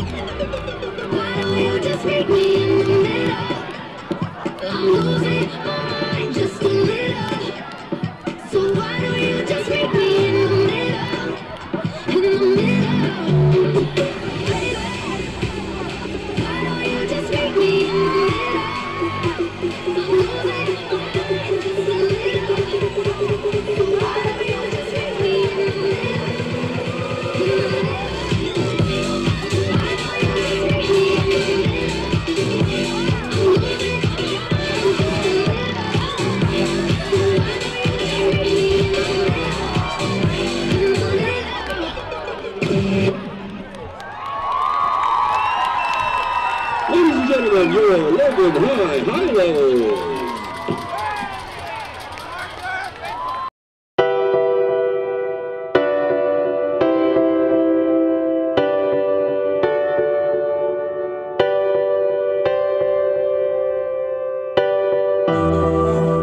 I want to succeed in athletics, but I also want to succeed in school, and I also want to help my family and my community. And so I think through being balanced and juggling all these things, it leads me to fulfill those wants and then be happier because of it. You're trying to get the in order to have a fulfilling and well-rounded life, you have to do a lot of different things. She goes to her classes and she does her sports. I don't really know how she does it. I mean, she goes there every day with just like a smile on her face. I think everyone can have a drive, but it's the people that actually choose to feed this hunger are the people that stand out. Your hunger to win has to be bigger than anybody else's. If she sets her mind to it, she's going to accomplish it, and I have no doubt about that. Whether it's she needs to drop 3 seconds on her time, she needs to get a better grade on her math test. Bill is just one of those people who, whenever I see you do anything, you always have this drive. There's a drive there that comes from wanting to be everything that her mom set in motion in the first 13 years of her life. My mom was one of my closest friends, so she had such an immense impact and influence on my life that when she died, my whole world was kind of turned around. She was heartbroken, as you would imagine. She knew she had all these little ones looking to her. She was only 12 years old, but she became the person who was handling it. I'm trying my best, I guess. It's been hard. She was such a big part of my life, but I'm doing the best I can. She's a beautiful runner. I mean, just amazing to watch her run. She's a tremendous sister, tremendous daughter, caring soul, remarkably proud of Jillian. She has so much responsibility in her life. It's also amazing that she does it with such humility and grace. When you lose your mom and your sister, you realize how precious every day is, and you want to make the most of every day. You sort of set high goals for yourself, and you sort of work to achieve them. Sheer will and, passion and, but to get themselves there quicker than anybody else, to reach down deep, push through that pain, that both mental pain where you just want to stop, you want to give up, and that physical pain where your legs and your muscles are screaming, and just get yourself there.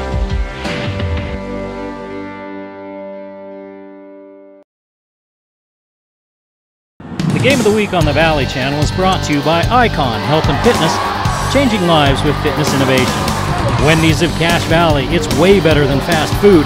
It's Wendy's. Mountain Star Cache Valley Hospital, together we're greater. Cache Valley Electric, a tradition of excellence since 1915. New Smile Dental, experience dental care. Cache Valley Hearing and Audiology, bring back what you've been missing. Lynn's Audio and Video, Cache Valley specialist for 60 years. Mountain Valley Heating and Air Conditioning, give us a call, you'll be glad you did. Herm's Inn, last chance for great food. Discount Tire and Automotive, so much more than a tire store. Four Seasons Apartments and Townhomes is your home. Planet Fitness of Logan, no intimidation and only $10 a month. Aspen Dental, get that gorgeous smile you've always wanted. The Logo Shop, we logo stuff, all kinds of stuff. And the Valley Channel, Cache Valley's TV station for over 25 years. We're back at Crimson Field. It's 7-7 here at the start of the third quarter, just getting ready to start the third quarter. Eric Olson along with you as the Bear River Bears are fighting for their playoff lives, and the Logan Grizzlies are looking to keep the train rolling. They're 7-1, 3-1 in region, want to go into the playoffs as the #2 seed with a win under their belt. No scoring in the first quarter. No scoring in the first 10 minutes, just under 10 minutes of the second quarter. And then each team scored in the last 2.5 minutes. So we're tied at 7. When you look at the numbers, Bear River, well, this is balanced. 48 yards rushing, 48 yards passing, 96 total yards. The Grizzlies, 31 yards rushing and 77 yards passing for 108 total yards. Not an offensive thing of beauty, that's for sure. Bear River's been able to run the ball fairly effectively. They've had a short field most of the night. Logan with a turnover and then turning it over on downs and then being pinned back off of long punts and then punting it out to midfield because they're punting from their own end zone. Bear River operated with a short field most of that first half, and if you're Bear River, you're disappointed you only came out with 7 points. If you're Logan, you're happy you only gave up 7 points. Coffin puts this one in the air. It's going to be fielded at the 4-yard line. The runner looking for an opening, and there's not one there. He's hauled down at the 16, and Bear River will take over. Udy with 43 yards on 14 carries. Fonsbeck 10 yards on 4, and Kierstead had 2 carries for -5 yards. Fonsbeck 5 of 9, 48 yards and a touchdown. That touchdown was to Summers, who had 2 catches for 21 yards. Number 5 with the return, Easton Lish. Skyview leads Ridgeline 17-0, and they had the score flipped around earlier. It's Mountain Crest that was leading Green Canyon 14-0 at the half. Tied at 7 as we start the third quarter here in Logan. Here's that guard and tackle pull, and they try to, that little delay. Udy on the carry. Udy on the play. Picks up nothing. Tackle made by number that was a 37, play that was hurting the Grizzlies in the first half. They were pulling the G&T, the guard and the tackle, are pulling from that backside. They delay to give them time to get over there. Then they seal off that end, and he'll turn back inside. They'll either seal it, block it down, or it looked like they were kicking out. He'll try to turn it back up inside. He was picking up pretty good yardage on that one there in the first half. That time, no yards. Motion on 2nd and 10. And to Udy. Quickly up the middle, and he picks up 9. Udy on the carry, short gain of the play. Brought down by number 13, Dylan Butters. Butters with the tackle. 3rd down and 1 for Bear River. That brings up a 3rd and 1 for the Bears. In the first half, they were 3 of 7 on 3rd downs.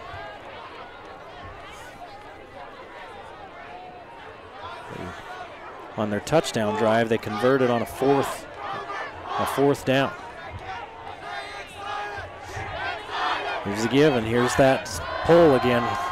Those 2 linemen from the offside, not much there, but he only needed a yard, and he picked up 3. First down, Bear River.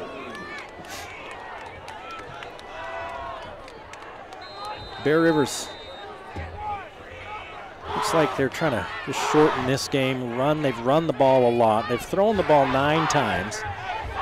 A lot of running. They're huddling up, calling plays in the huddle. And then Fonsbeck's taking his time once he gets to the line. They're using their offense to play defense and keep the Logan offense off the field. Although tonight the Logan offense has been less than satisfactory. And now a whistle. And Bear River is going to use a timeout. Just over 2 minutes into this second half, and Bear River burns a timeout. Timeout, Bear River.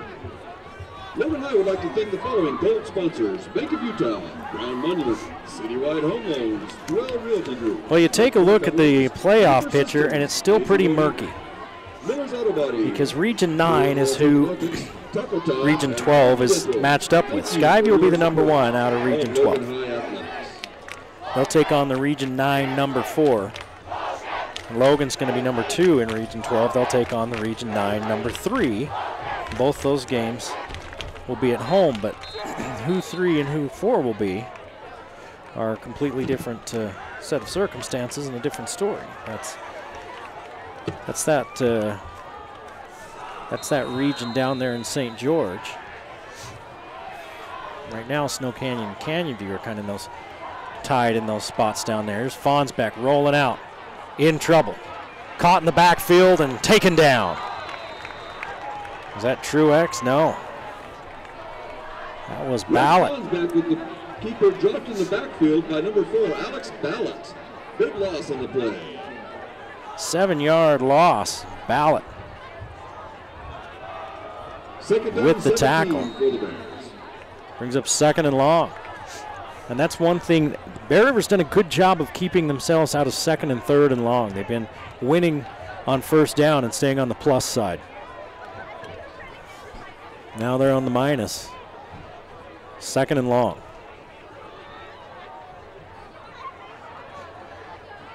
Fonsbeck, quick to the edge.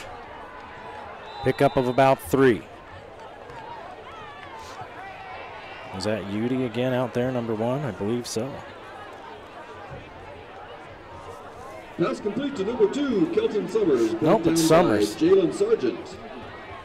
3rd down, 15 for the Bears. So 3rd and long.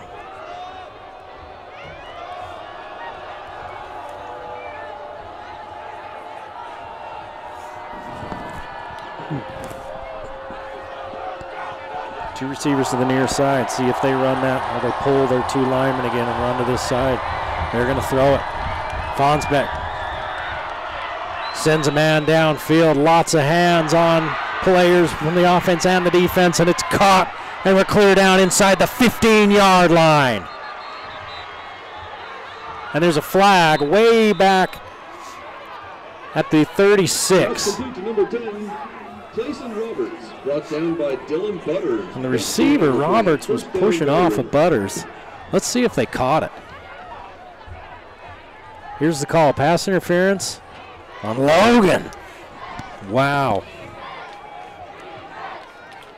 So Roberts had his arm stuck out there. That's a 50. That's clear down to the 13-yard line. That's 65 yards on that play. On 3rd and long.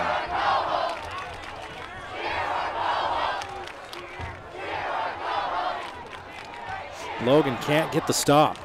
And Bear River in scoring position. Here's Udy looking for the end zone. Cuts inside and he finds 6 points.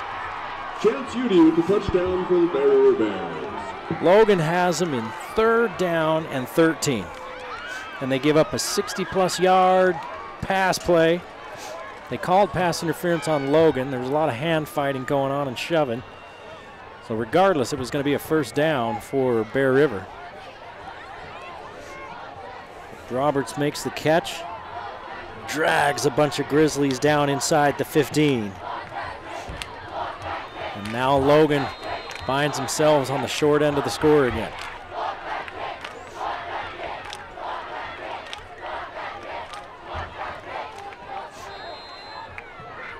Kicks up, kicks good. 14-7 with 7:52 to play in the 3rd quarter. Bear River lead.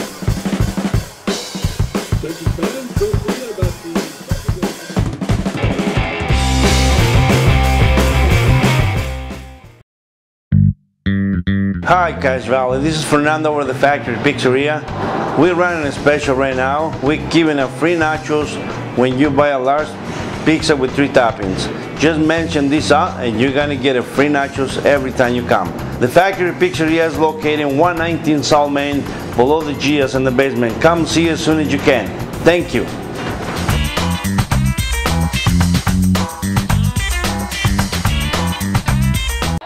3rd and 13, Bear River comes up with a 65-yard pass play. And then on the next play, Udy runs it in from 13 yards out. And Bear River takes the 2nd half kickoff and marches for a touchdown. But there's a flag out at the 24-yard line. Let's see who it's on.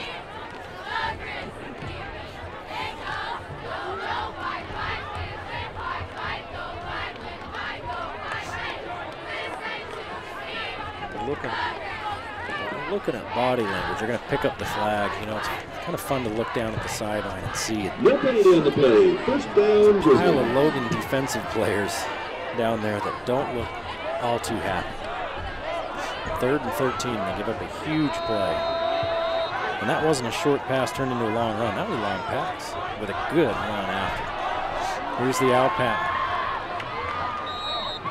Pass complete to Kate Thornley. Thornley grabs that low completion. Brought down by number 42, Picks up Carson 6. Day. Second down, Grizzlies. See if they hand it to Pawnee. First reception by Thornley. Well, they're going to get it outside and pick up a first down. Thornley with the reception. First down, Grizzlies. Thornley's brought down by number 6, Bradley Brown.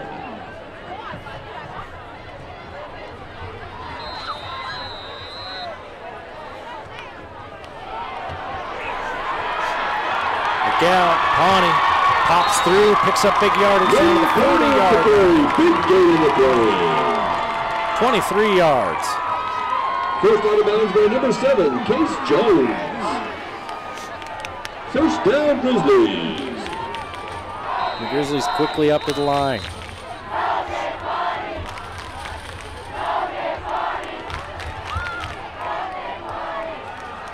Parkinson rolls out.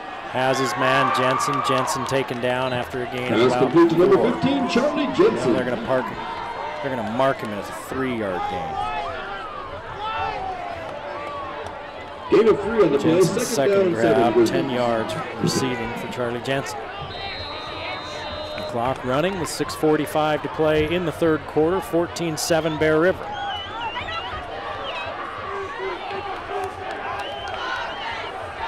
Throw inside to Thornley. Thornley down to the 25-yard line and a first down on a 12-yard gain. Brought down by number 7, Case Jones. First down, Grizzlies. Thornley 3 catches for 28 yards, all on this possession. They give it to Pawnee quick. Monet Pawnee on the carry. Short gain a yard.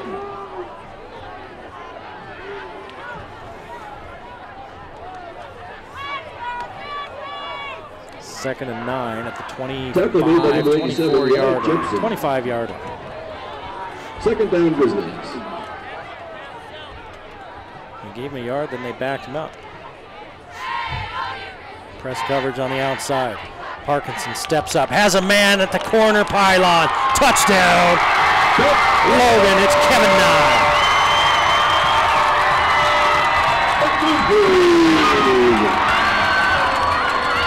Reception to number 1, Kevin Nye.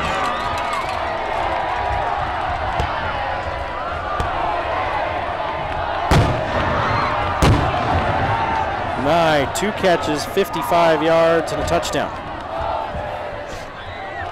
So in a game that saw no offense at all until the last 2 minutes of the first half, all of a sudden, the offenses have decided to come play for the night. 14-all with 5:54 to play in the third quarter. You're watching the Game of the Week on the Valley Channel.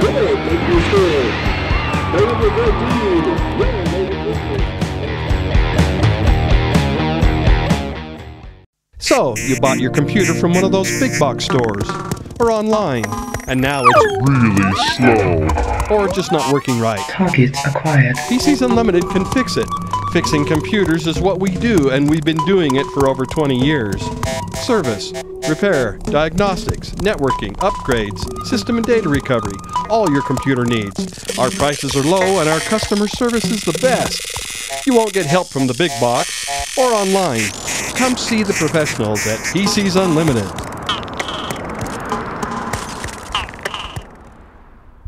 (14-14) with 5:54 to play in the third here at Logan High School. It's Coffin's kick. Fielded at the 7. Ball's free. Ball's out. Logan may have just picked up a huge break. Let's see. Logan football. Jalen Sargent. I don't know who the first Grizzly was that was there, but he swiped down across the arms of the runner, knocked that ball free, and Sargent picked it up. So the Grizzlies with a chance to take their first lead of the game. 1st and 10 at the Bear River 15-yard line. Second turnover for the Bears.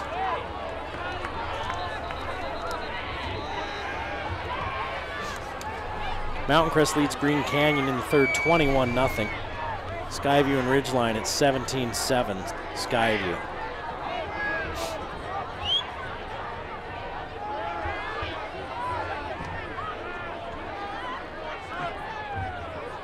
Well, the white hat has run over to the sideline. You can't see him in this shot. Kind of down toward the bottom there, right by the 30-yard line.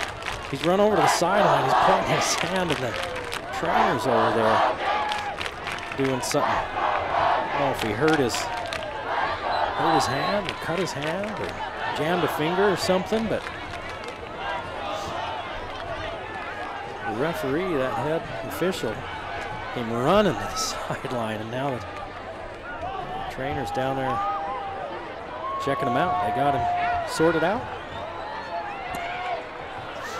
Logan High would like to thank the following gold sponsors: Bridgerland Cash Animal Hospital, Charlie's Ice Cream, Discount Tire. Thank you for your support of Logan High football. First down at the Bear River 15 after the turnover.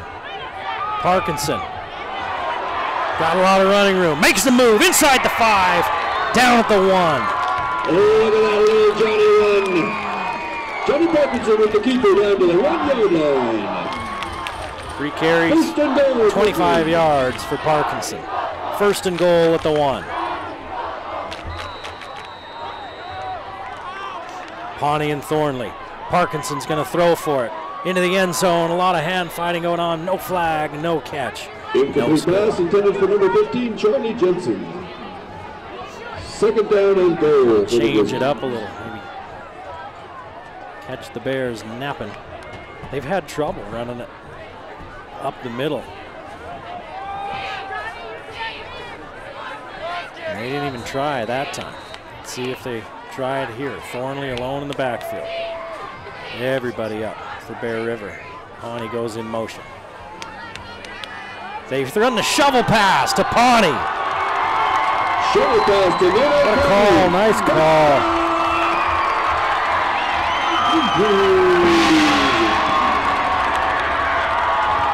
Parkinson with the 1-yard shovel pass.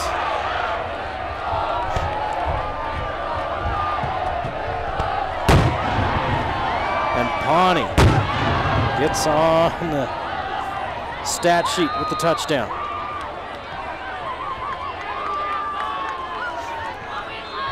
Coffin with the kick, and Logan with their first lead of the night. 21-14, 5:24 to play in the third quarter. Bears 14.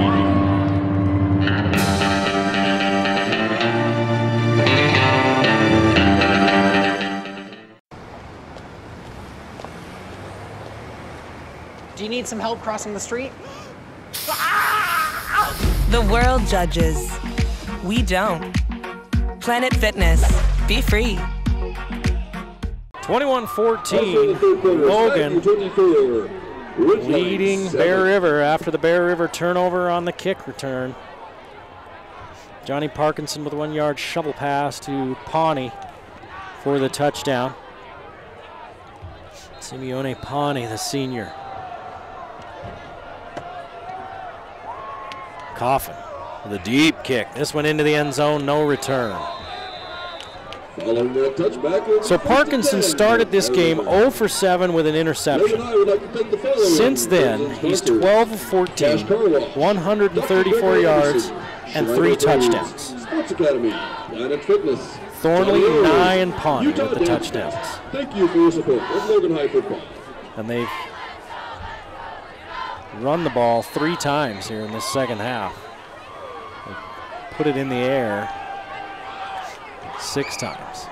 Short field on one of their drives. Logan looking at a blitz. Now they're going to run that little delay the other way. Nothing doing for Udy. He loses 2.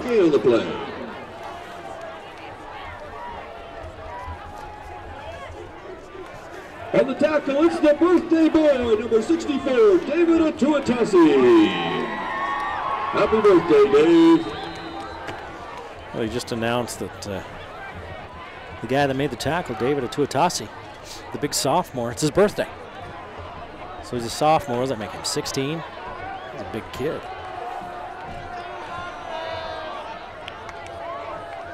Second and 12. Vonsbeck looking for the edge. Has his man out there. Incomplete pass. It was Lish, and Lish slipped down, and the ball fell a little short. It's a long throw from the far hash. It's 3rd and 12. 3rd down, Bear River. Logan better be careful because the last time Bear River had 3rd and long, they picked up a huge pass play, a huge gain. On the pass to Roberts, 65 yards, and that set up a touchdown that made it 14-7.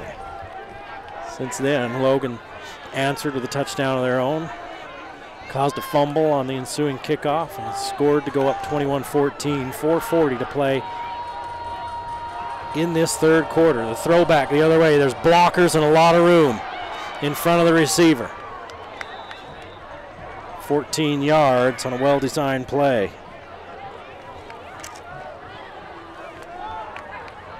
That was Kierstead.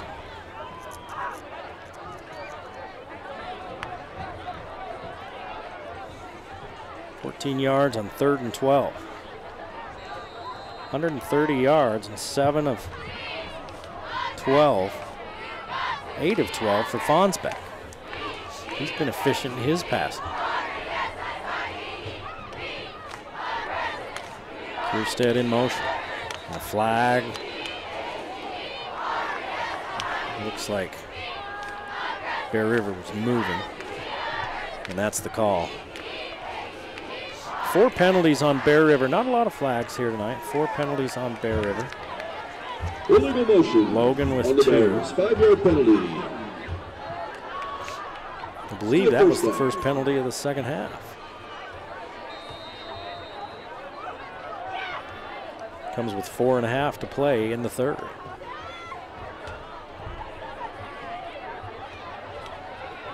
Roberts to the far side, 1 receiver here to the near side. Here's the give inside. Udy bounces it outside, and then he's grabbed and hauled down. Boy, it looked like he had a lot of yards in front of him. Down by number 1, Kevin Nye, and number 13, he picks up 7, but he could have had a lot more. Gain on the play, 2nd down, Bear River.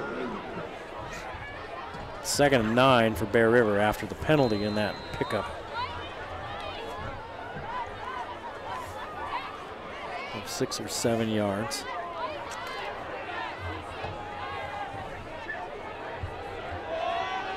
And 2 receivers to this side. Tight formation for Bear River.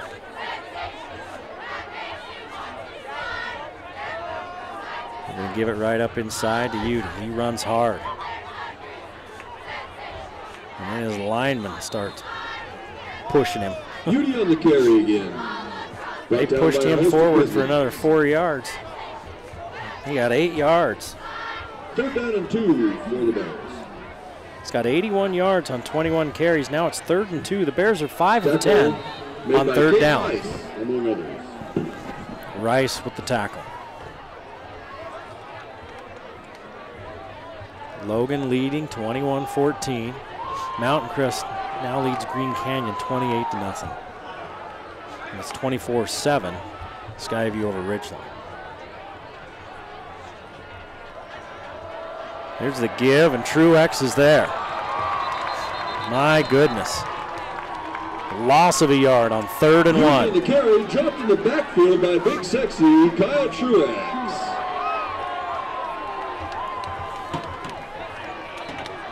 Well, Bear River had 3rd and a yard, and they lost a yard because Kyle Truex blew the play up. 4th and 2. If you're the special teams coach for Logan, you are screaming about watching for the fake.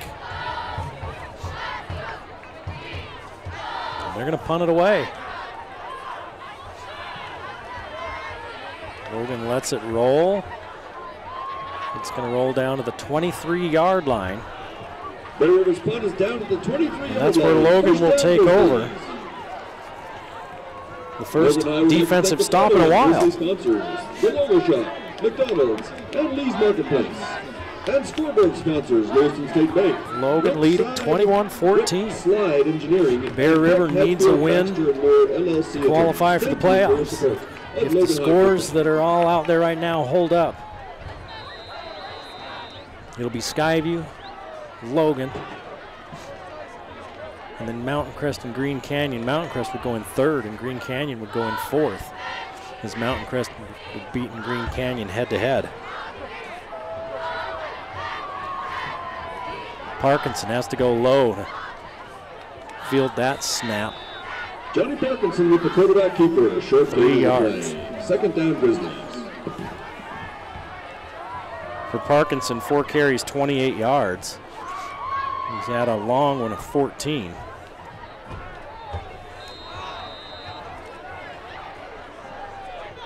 And now it's the Grizzlies that are taking their time, leading by a touchdown, under 2 minutes to play in this third quarter.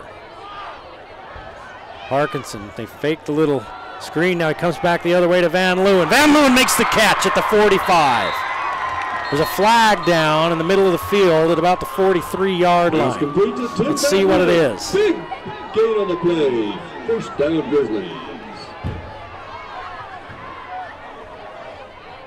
27-yard gain if it holds up.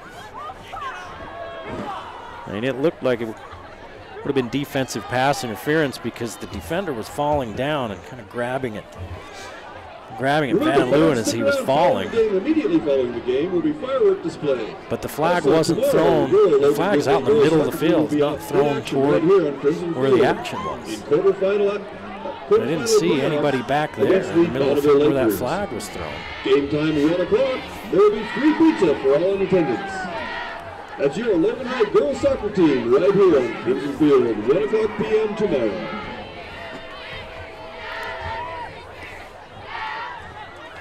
I'm wondering if they might call Van Leeuwen for offensive pass interference.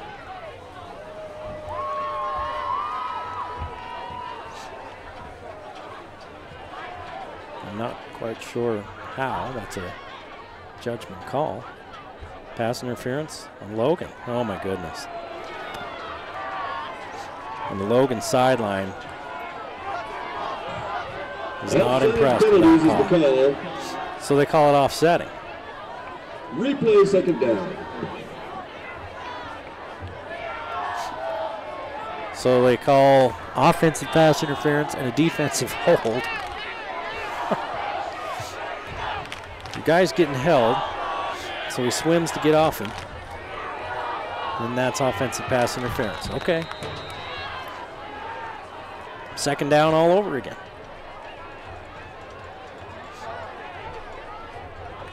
Parkinson's going to reset Pawnee.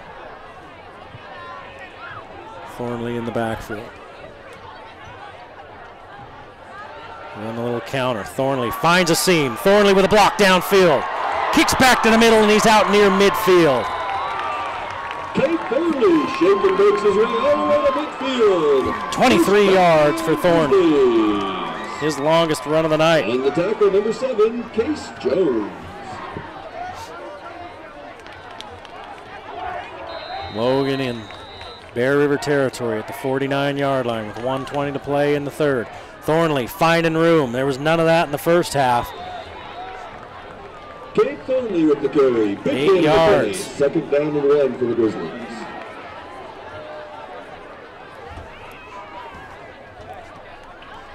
And Logan right back to the line of scrimmage. Second and a short 2. Coach Van Leeuwen on the sideline calling the offensive play. He's got that play sheet on his hip. Impressive, personable young coach. Here's the give to Thornley again. There was no room for him in the first half, and now he's ripping off chunks of yardage. First down, Grizzlies. 5 yards and a first down. He's got 12 carries for 52 yards. He's up over 4 yards per carry now. 23, 8, and 5 on his last 3 carries.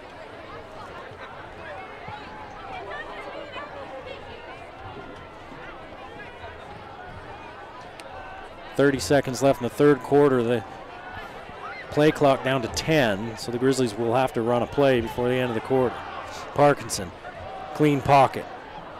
Throws a little too close to the sideline on the out pattern. Incomplete pass. Out of the reach of Thornley. Second down and 10. 20 seconds to play in the third. Grizzlies by 7, 21-14.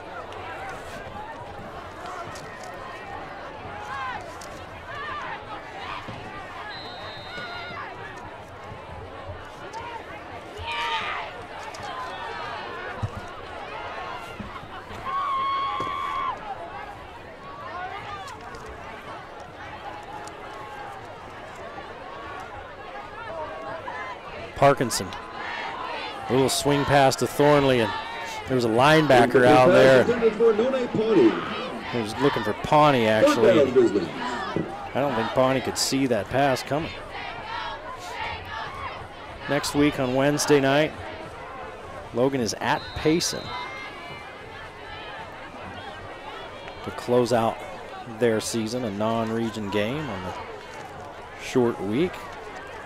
Skyview taking the night off next week, know that. We've got Mountain Crest and Tooele as the game of the week. 3rd and 10. Parkinson in trouble. Gets out of trouble. Downfield for a 5-yard gain. The Logan offensive line hasn't given up a sack all season. There's part of the reason why. And that's the end of the third quarter. That's the end of the third quarter. Logan 21, Bear River 14, 4th and 5 when we come back. Direct your attention to the shot for Logan High School.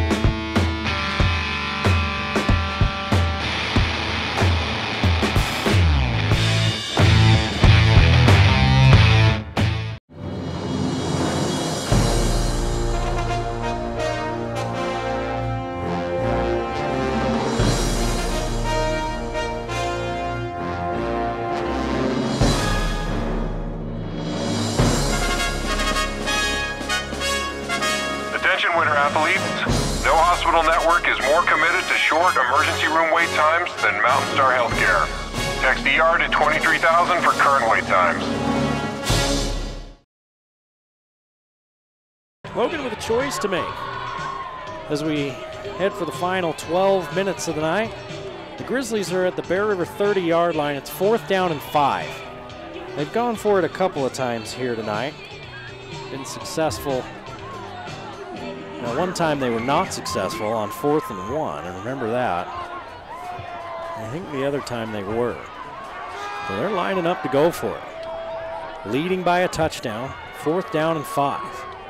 Pawnee's in the backfield with Parkinson. Parkinson has his man down at the 21-yard line. It's 9 yards. To Charlie Jensen. Charlie Jensen, a flag in the backfield, usually where they call a hold. Unless they hit Parkinson late. Let's see. It's 6 yards deep in the backfield. They're going to call a personal foul. Yeah, they're going to call a roughing the passer. Wow. So they called one earlier on Logan. Now they call it on Bear River.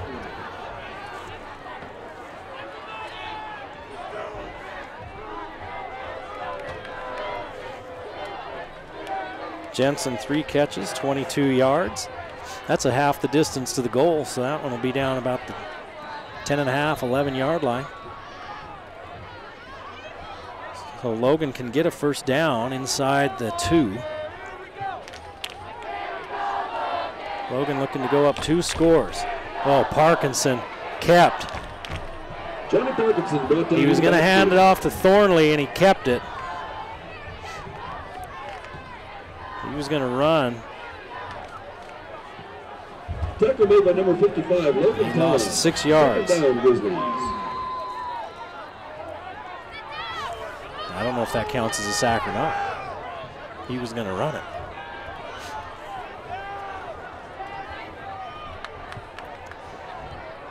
That's what the line will say. Well, that was a run. That doesn't count as a sack. Now it's 2nd and 17. The ball at the 18-yard line. That was a big play for the Bear River defense. Parkinson has late pressure. Looking over the middle, has a man coming free. Catch! Touchdown! Thornley!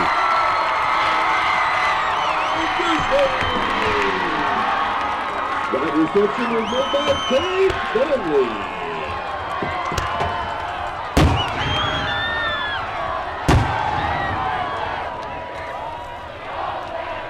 Thornley now.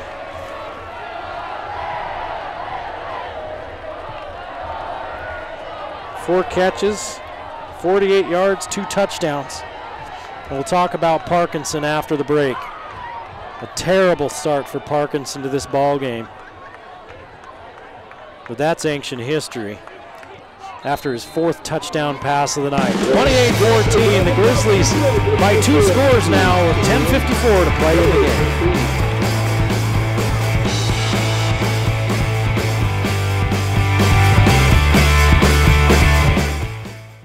Vehicle won't start? We can fix that. Not running right? We can fix that. Won't stop? We can fix that. Auto Evolution, honest service at a fair price on Airport Road.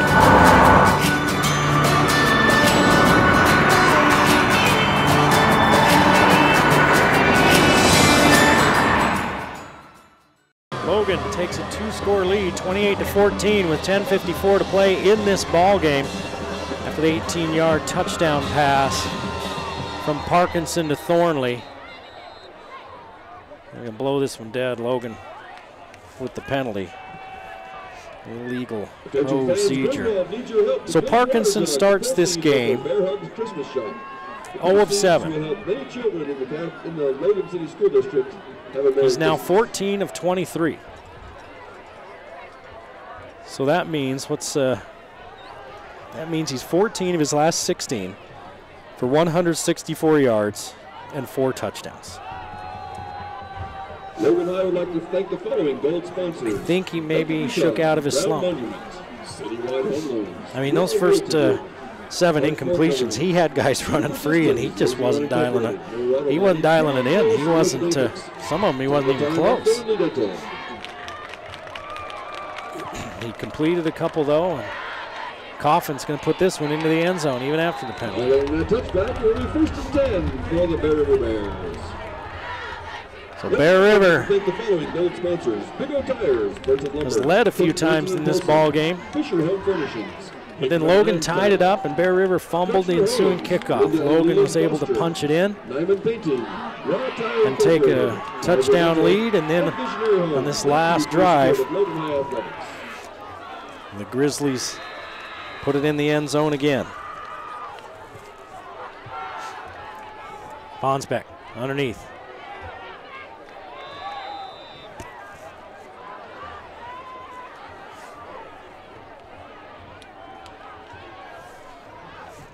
Gets the completion for about 5 yards.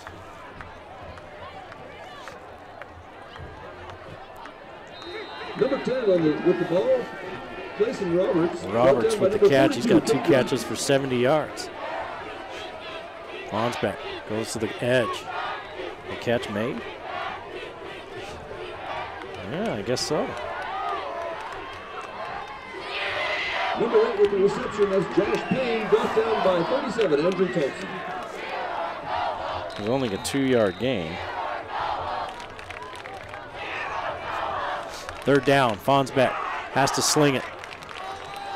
We've got the 1st down out to the 40-yard line.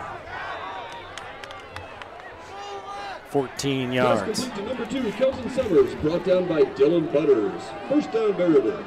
Attention fans, the concession stand has hot chocolate and hot pizza for $1 a slice. Hot chocolate and hot pizza. 159 yards now for Fonsbeck. He's got to throw it around a little bit, trailing by 2 scores. Over the middle. He fits that one in there. It's a 3-yard gain.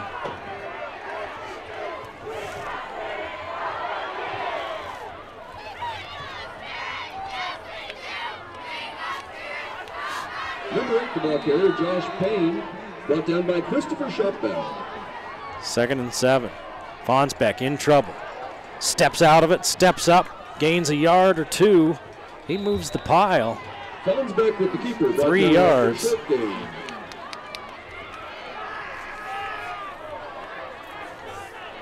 Third and 4. 3rd down, Bear River. 5 of 11 on 3rd downs. Check that. 6 of 11 on 3rd downs for Bear River. This one's 3rd and 4. 8:50 to play. Fonsbeck pitches. Tackle missed. It would have stopped Udy for short of the 1st down, and Udy running tough. 8 yards and a new set of downs. Chance Udy with the carry, brought down by Dylan Butters. 1st down, Bear River.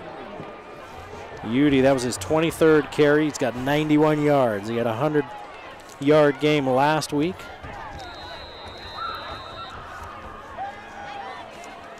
And Bear River working hard to get back into this one. Udy had a couple of touchdowns in that game last week too. Fonsbeck over the middle, has his man. Summers makes the catch, missed tackle. And Summers is down to the 19-yard line. Number 2 at the reception. 27 yards. Down by Jalen Sargent. Big gain on the play. First down, Bear River.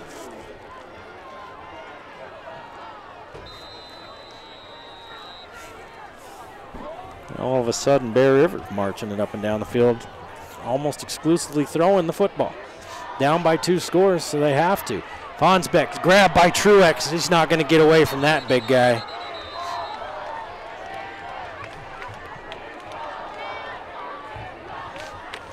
Fonsbeck sacked for the first time tonight. Loss of 5. Short loss on the play.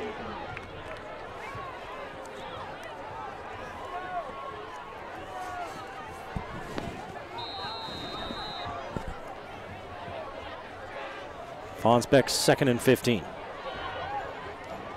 Trailing 28-14. They send the blitz. Fonsbeck chased by Truex. Over the middle, he's got a man. Nye with the tackle along with one of the other Grizzlies.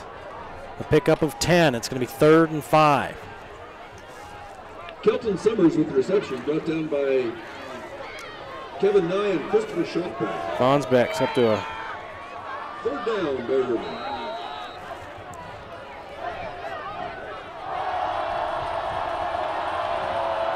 199 yards passing. A lot of time over the middle. This one falls incomplete. Incomplete pass. It would have had to be a really good pass, but he did have a man with a step. 19, Jalen Sargent. So the Logan defense going to be looking at 4th and 5. Bear River's going to take a timeout with 7:05 to play in the ball game. Bear River trails 28-14. Bear River scored first in this ball game. It was an ugly ball game for most of the first half. No score in the first quarter. Bear River finally gets a short field and scores with just over 2 minutes to play in the first half. Logan takes the kickoff, marches all the way downfield and ties it up with 39 seconds to play in the first half. Then we go to halftime 7-7. Bear River takes the opening kickoff of the second half, marches all the way downfield and scores to go up 14-7. Logan answers, it's 14-all. The second of 4 touchdown passes for Parkinson, and then on the kickoff, Logan strips the Bear River runner. Ball's free, it's recovered by Logan. By Sargent. They score on a little 1-yard shovel pass from Parkinson to Pawnee to make it 21-14. Logan puts another touchdown on the board. It's 28-14. The Bears are driving with just over 7 minutes to play. Here comes the blitz. Fonsbeck unloads. Defenders there. The ball's incomplete. And it's Logan football. Love that defensive call. 4th and 5. Bring the heat, and they did. And they put Fonsbeck on his back. Now, there's a couple officials standing over there.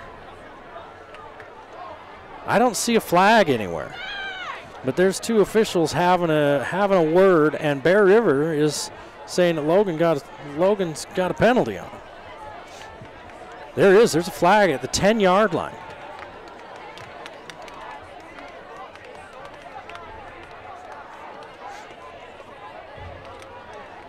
Fonsbeck was hit clean. The defensive back was running with the receiver out there, holding on the Logan defense. Oh my goodness. Must have grabbed him as he came out of the, could have been a double move or something by the receiver, and the defensive back must have grabbed him. I like the call still defensively. They came after Fonsbeck, and they came after him hard. Logan's going to have to take a timeout and make sure they got their defense on the field. Coach Van Leeuwen may be taking a minute to talk to the officials. He is. He's going to go talk to the officials and ask about the call. It was hard. You couldn't see that flag over there at the 10-yard line. That's the back judge with his pink flag had thrown it. And he wants an explanation about the call. I can't speak to it because I'm looking at the quarterback in the backfield, and he throws it, and I look up, and the receiver and the defensive back are already near the goal line. And, you know, it looked like it was, that didn't look like any PI or anything holding going on at that time, and the ball was thrown clear. The flag was thrown clear back at the 10. So now it's 1st and goal with the 7.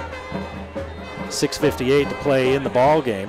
That's a huge call because Logan had gotten off the field with a 2-touchdown lead. Now Bear River's got the ball back in scoring position. And time on the clock. Fonsbeck. He's got running room if he wants it. Now he's going to step back, throw to the back of the end zone. No. The receiver was out of bounds. He was tiptoeing that end line, and he stepped out of bounds before he could haul it in. There's a flag in the end zone. They're going to call another defensive penalty.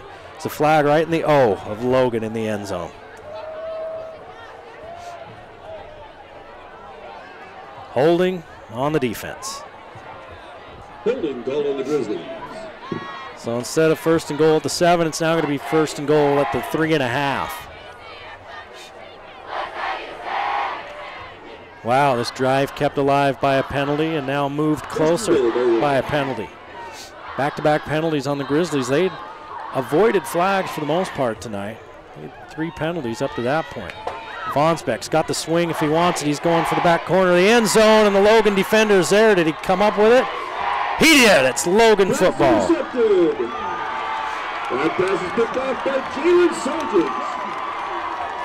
Sargent with the pick, which renders everything that happened before that moot.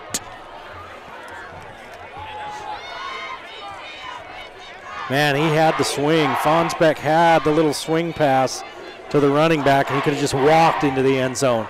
Instead, he went for the back pylon. And Sargent was there to pick it off.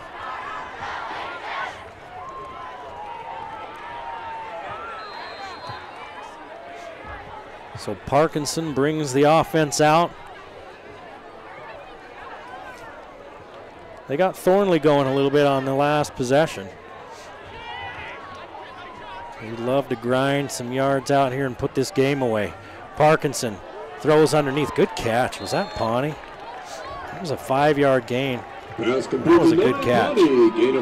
So he had Pawnee running to the outside, running the out underneath. And he had a receiver running the 9, the go pattern down the sideline. There was another receiver on the 2nd level. Parkinson went underneath. Now he's going to throw the quick hitter as Parkinson. Big gain. 20 yards for Thornley. He is slippery. First down, Grizzlies.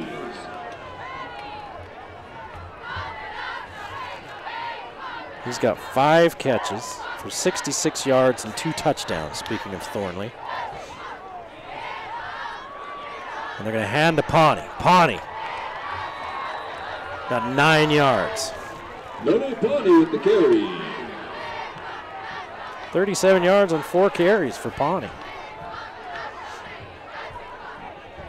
Gain of 9 on the play. 16 of 25 for 189 yards and 4 touchdowns for Parkinson, who started 0 for 7. Oh yeah, have we mentioned if he started 0 for 7?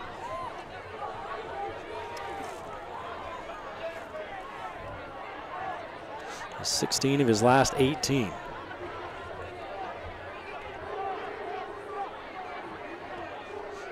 Parkinson in trouble. Down he goes, first sack of the year.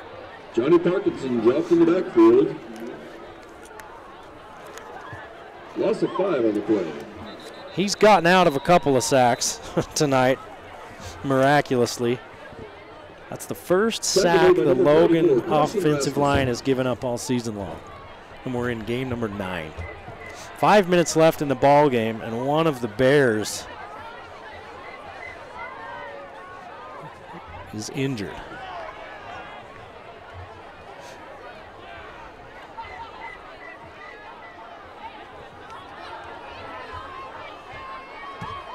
And looking at the knee of whoever it is.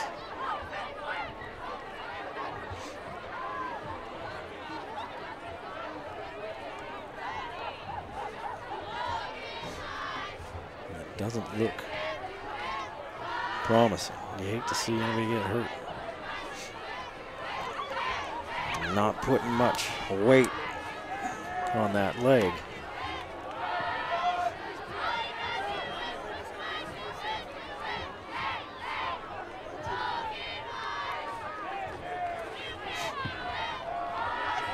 Number 44 on my alphabetic Bear River roster. That's Carson Rasmussen. He's one of their top defensive players. Skyview in the fourth quarter, 31-7 over Ridgeline, and Mountain Crest puts Green Canyon away 42-0. So Mountain Crest now with 2 region wins. Green Canyon with 2 region wins. Mountain Crest leapfrogs Green Canyon into that 3rd spot. If Logan hangs on to win this one here tonight, it's going to be Skyview, Logan, Mountain Crest, Green Canyon in the playoffs. In that order. Here comes the blitz. Parkinson. Incomplete. Only his 3rd incompletion since the first quarter. And that's 4th down.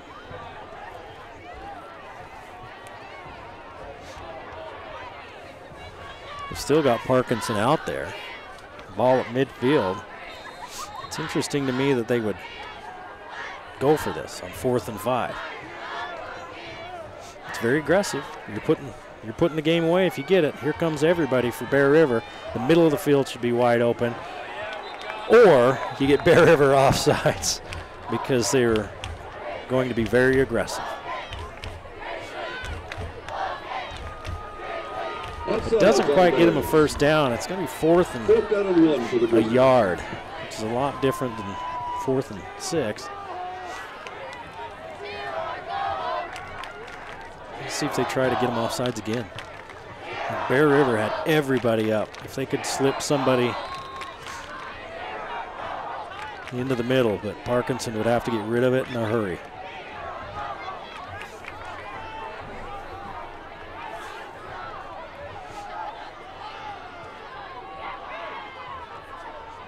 Pawnee goes in motion. Parkinson with the shovel pass to Pawnee. Pawnee went in motion to the outside and then slipped back underneath. And he picks up 12 yards on 4th and 1.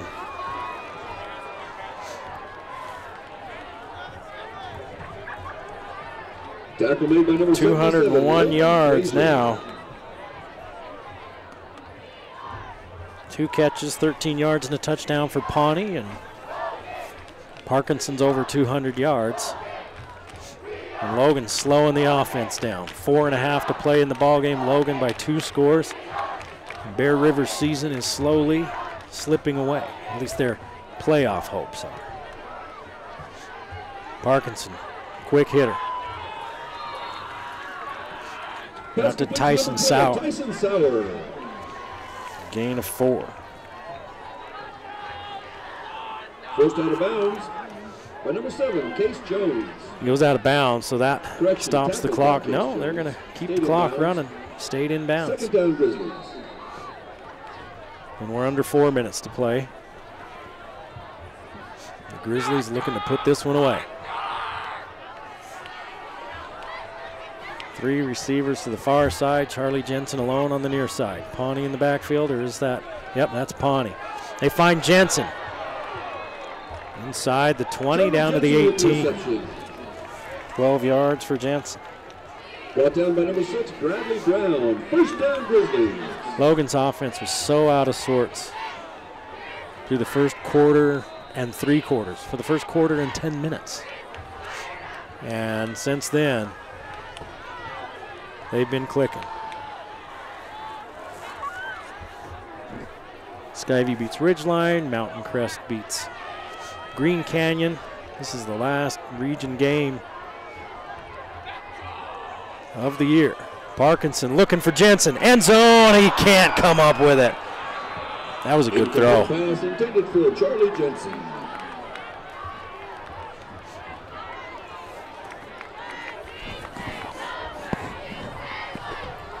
Jensen just couldn't quite haul it in. Looked like it went off his fingertips.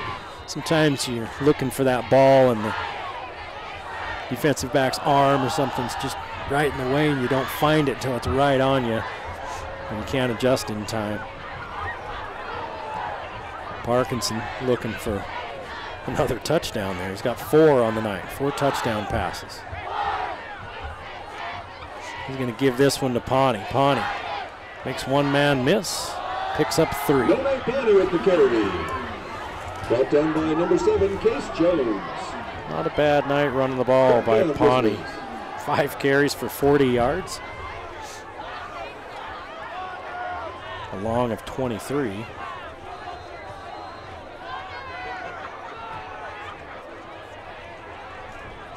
So now it's 3rd down and 8.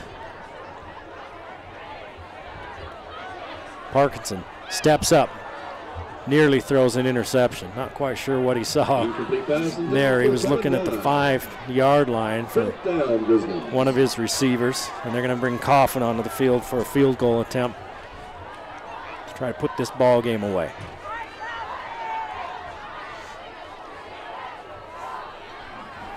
So Parkinson's first 7 passes of the night weren't any good. His last one wasn't great. Everything in between that was awesome. 217 yards, 4 touchdowns, 1 interception. Coffin from 35, plenty of leg. Got it.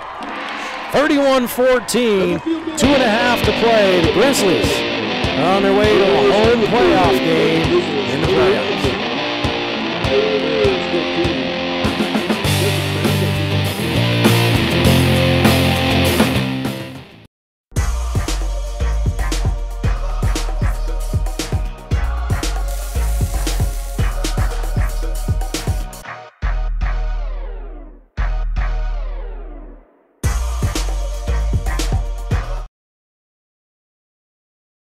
2.5 minutes to play at Logan. The Grizzlies are going to improve to 8-1 on the season. They'll be going to Payson next week on a short week to play a non-region game. Coffin doesn't quite get into this one all the way. It goes to the 2-yard line. A good return up to about the 23.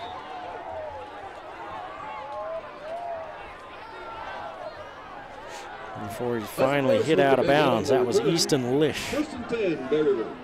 Attention fans, final score. Pardon me. Green Canyon 0, Mountain Crest 42. Mountain Crest really put it on Green Canyon, 42-0. Ridgeline 7, Skyview 38. And Skyview 38-7 over Ridgeline. Ridgeline, tough year this year. Vonsbeck underneath. Hit put on by Cade Rice. Pass. Second down, Berryville. 42 will hit you. Cade Rice. Averaging almost 10 tackles a game. And he is stout with that linebacker spot. 3-man rush. Vonsbeck looking down the sideline, got a receiver. Out near midfield. And Isaac Larson Pass complete to Josh Payne. knocks Josh Payne out of bounds and then tells him about it. He also let him know what he was getting for Christmas, let him in on the secret about Santa and the Easter Bunny, and gave him the ending of the movie Sixth Sense. Spoiled it for him. Fonsbeck looking for the hitch and go. He's flushed out. Coming back for it. Making the grab on the far side. There's a flag down at the 40 here on the near side. Number 2, Kelton Summers.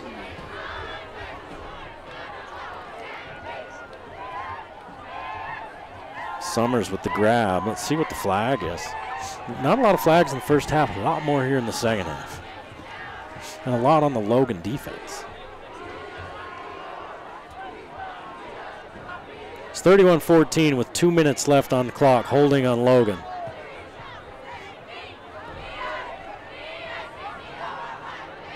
So defensive backs. Flag on the field to call holding against the Grizzlies. Against the Grizzlies, using their hands. You gotta use your feet. Use your feet a little more. It's hard sometimes. You get that receiver coming up at you, and he's giving you the in, the out, and the juke, and this and the that, and you're trying to decide which way he's going to go. You guess wrong. And he gets by you. It's just a natural reaction to stick your hand out. So it's a first down at the 40-yard line for Bear River.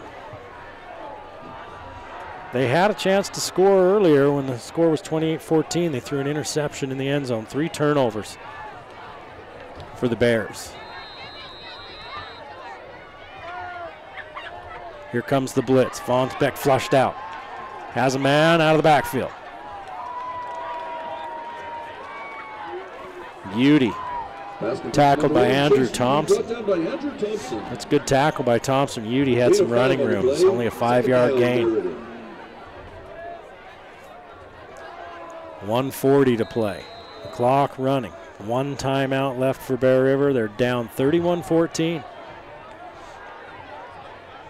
Fonsbeck over the middle, and his receiver Summers short arms it. That's not a spot that most receivers like to be, right over the middle, especially short middle. It's a dangerous place.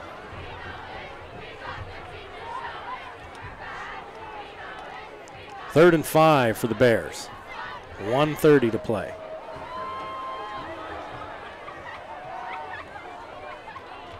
Fonsbeck going for it all, and it's picked. Is that Larson? Yeah, it was. His receiver took an inside release, and the ball was thrown outside. First down, Grizzlies.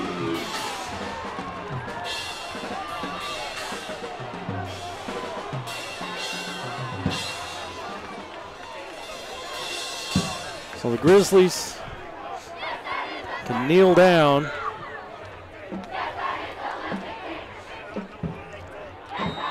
And in 2 weeks, they'll have a playoff game here at Crimson Field. Skyview will have a playoff game as well at home. And if I'm interpreting the standings right, Mountain Crest and Green Canyon will get on a bus and head to Dixie. Playing, I believe, Pineview and or Dixie. They do hand it off. They don't take a knee. Thornley picks up 3.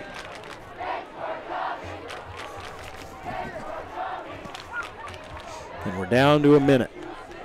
Brought down by number 87, Wyatt Jepson. Second down, Grizzlies. Attention fans, hot chocolate in the concession stand is $1. All proceeds go to Logan High Swimming.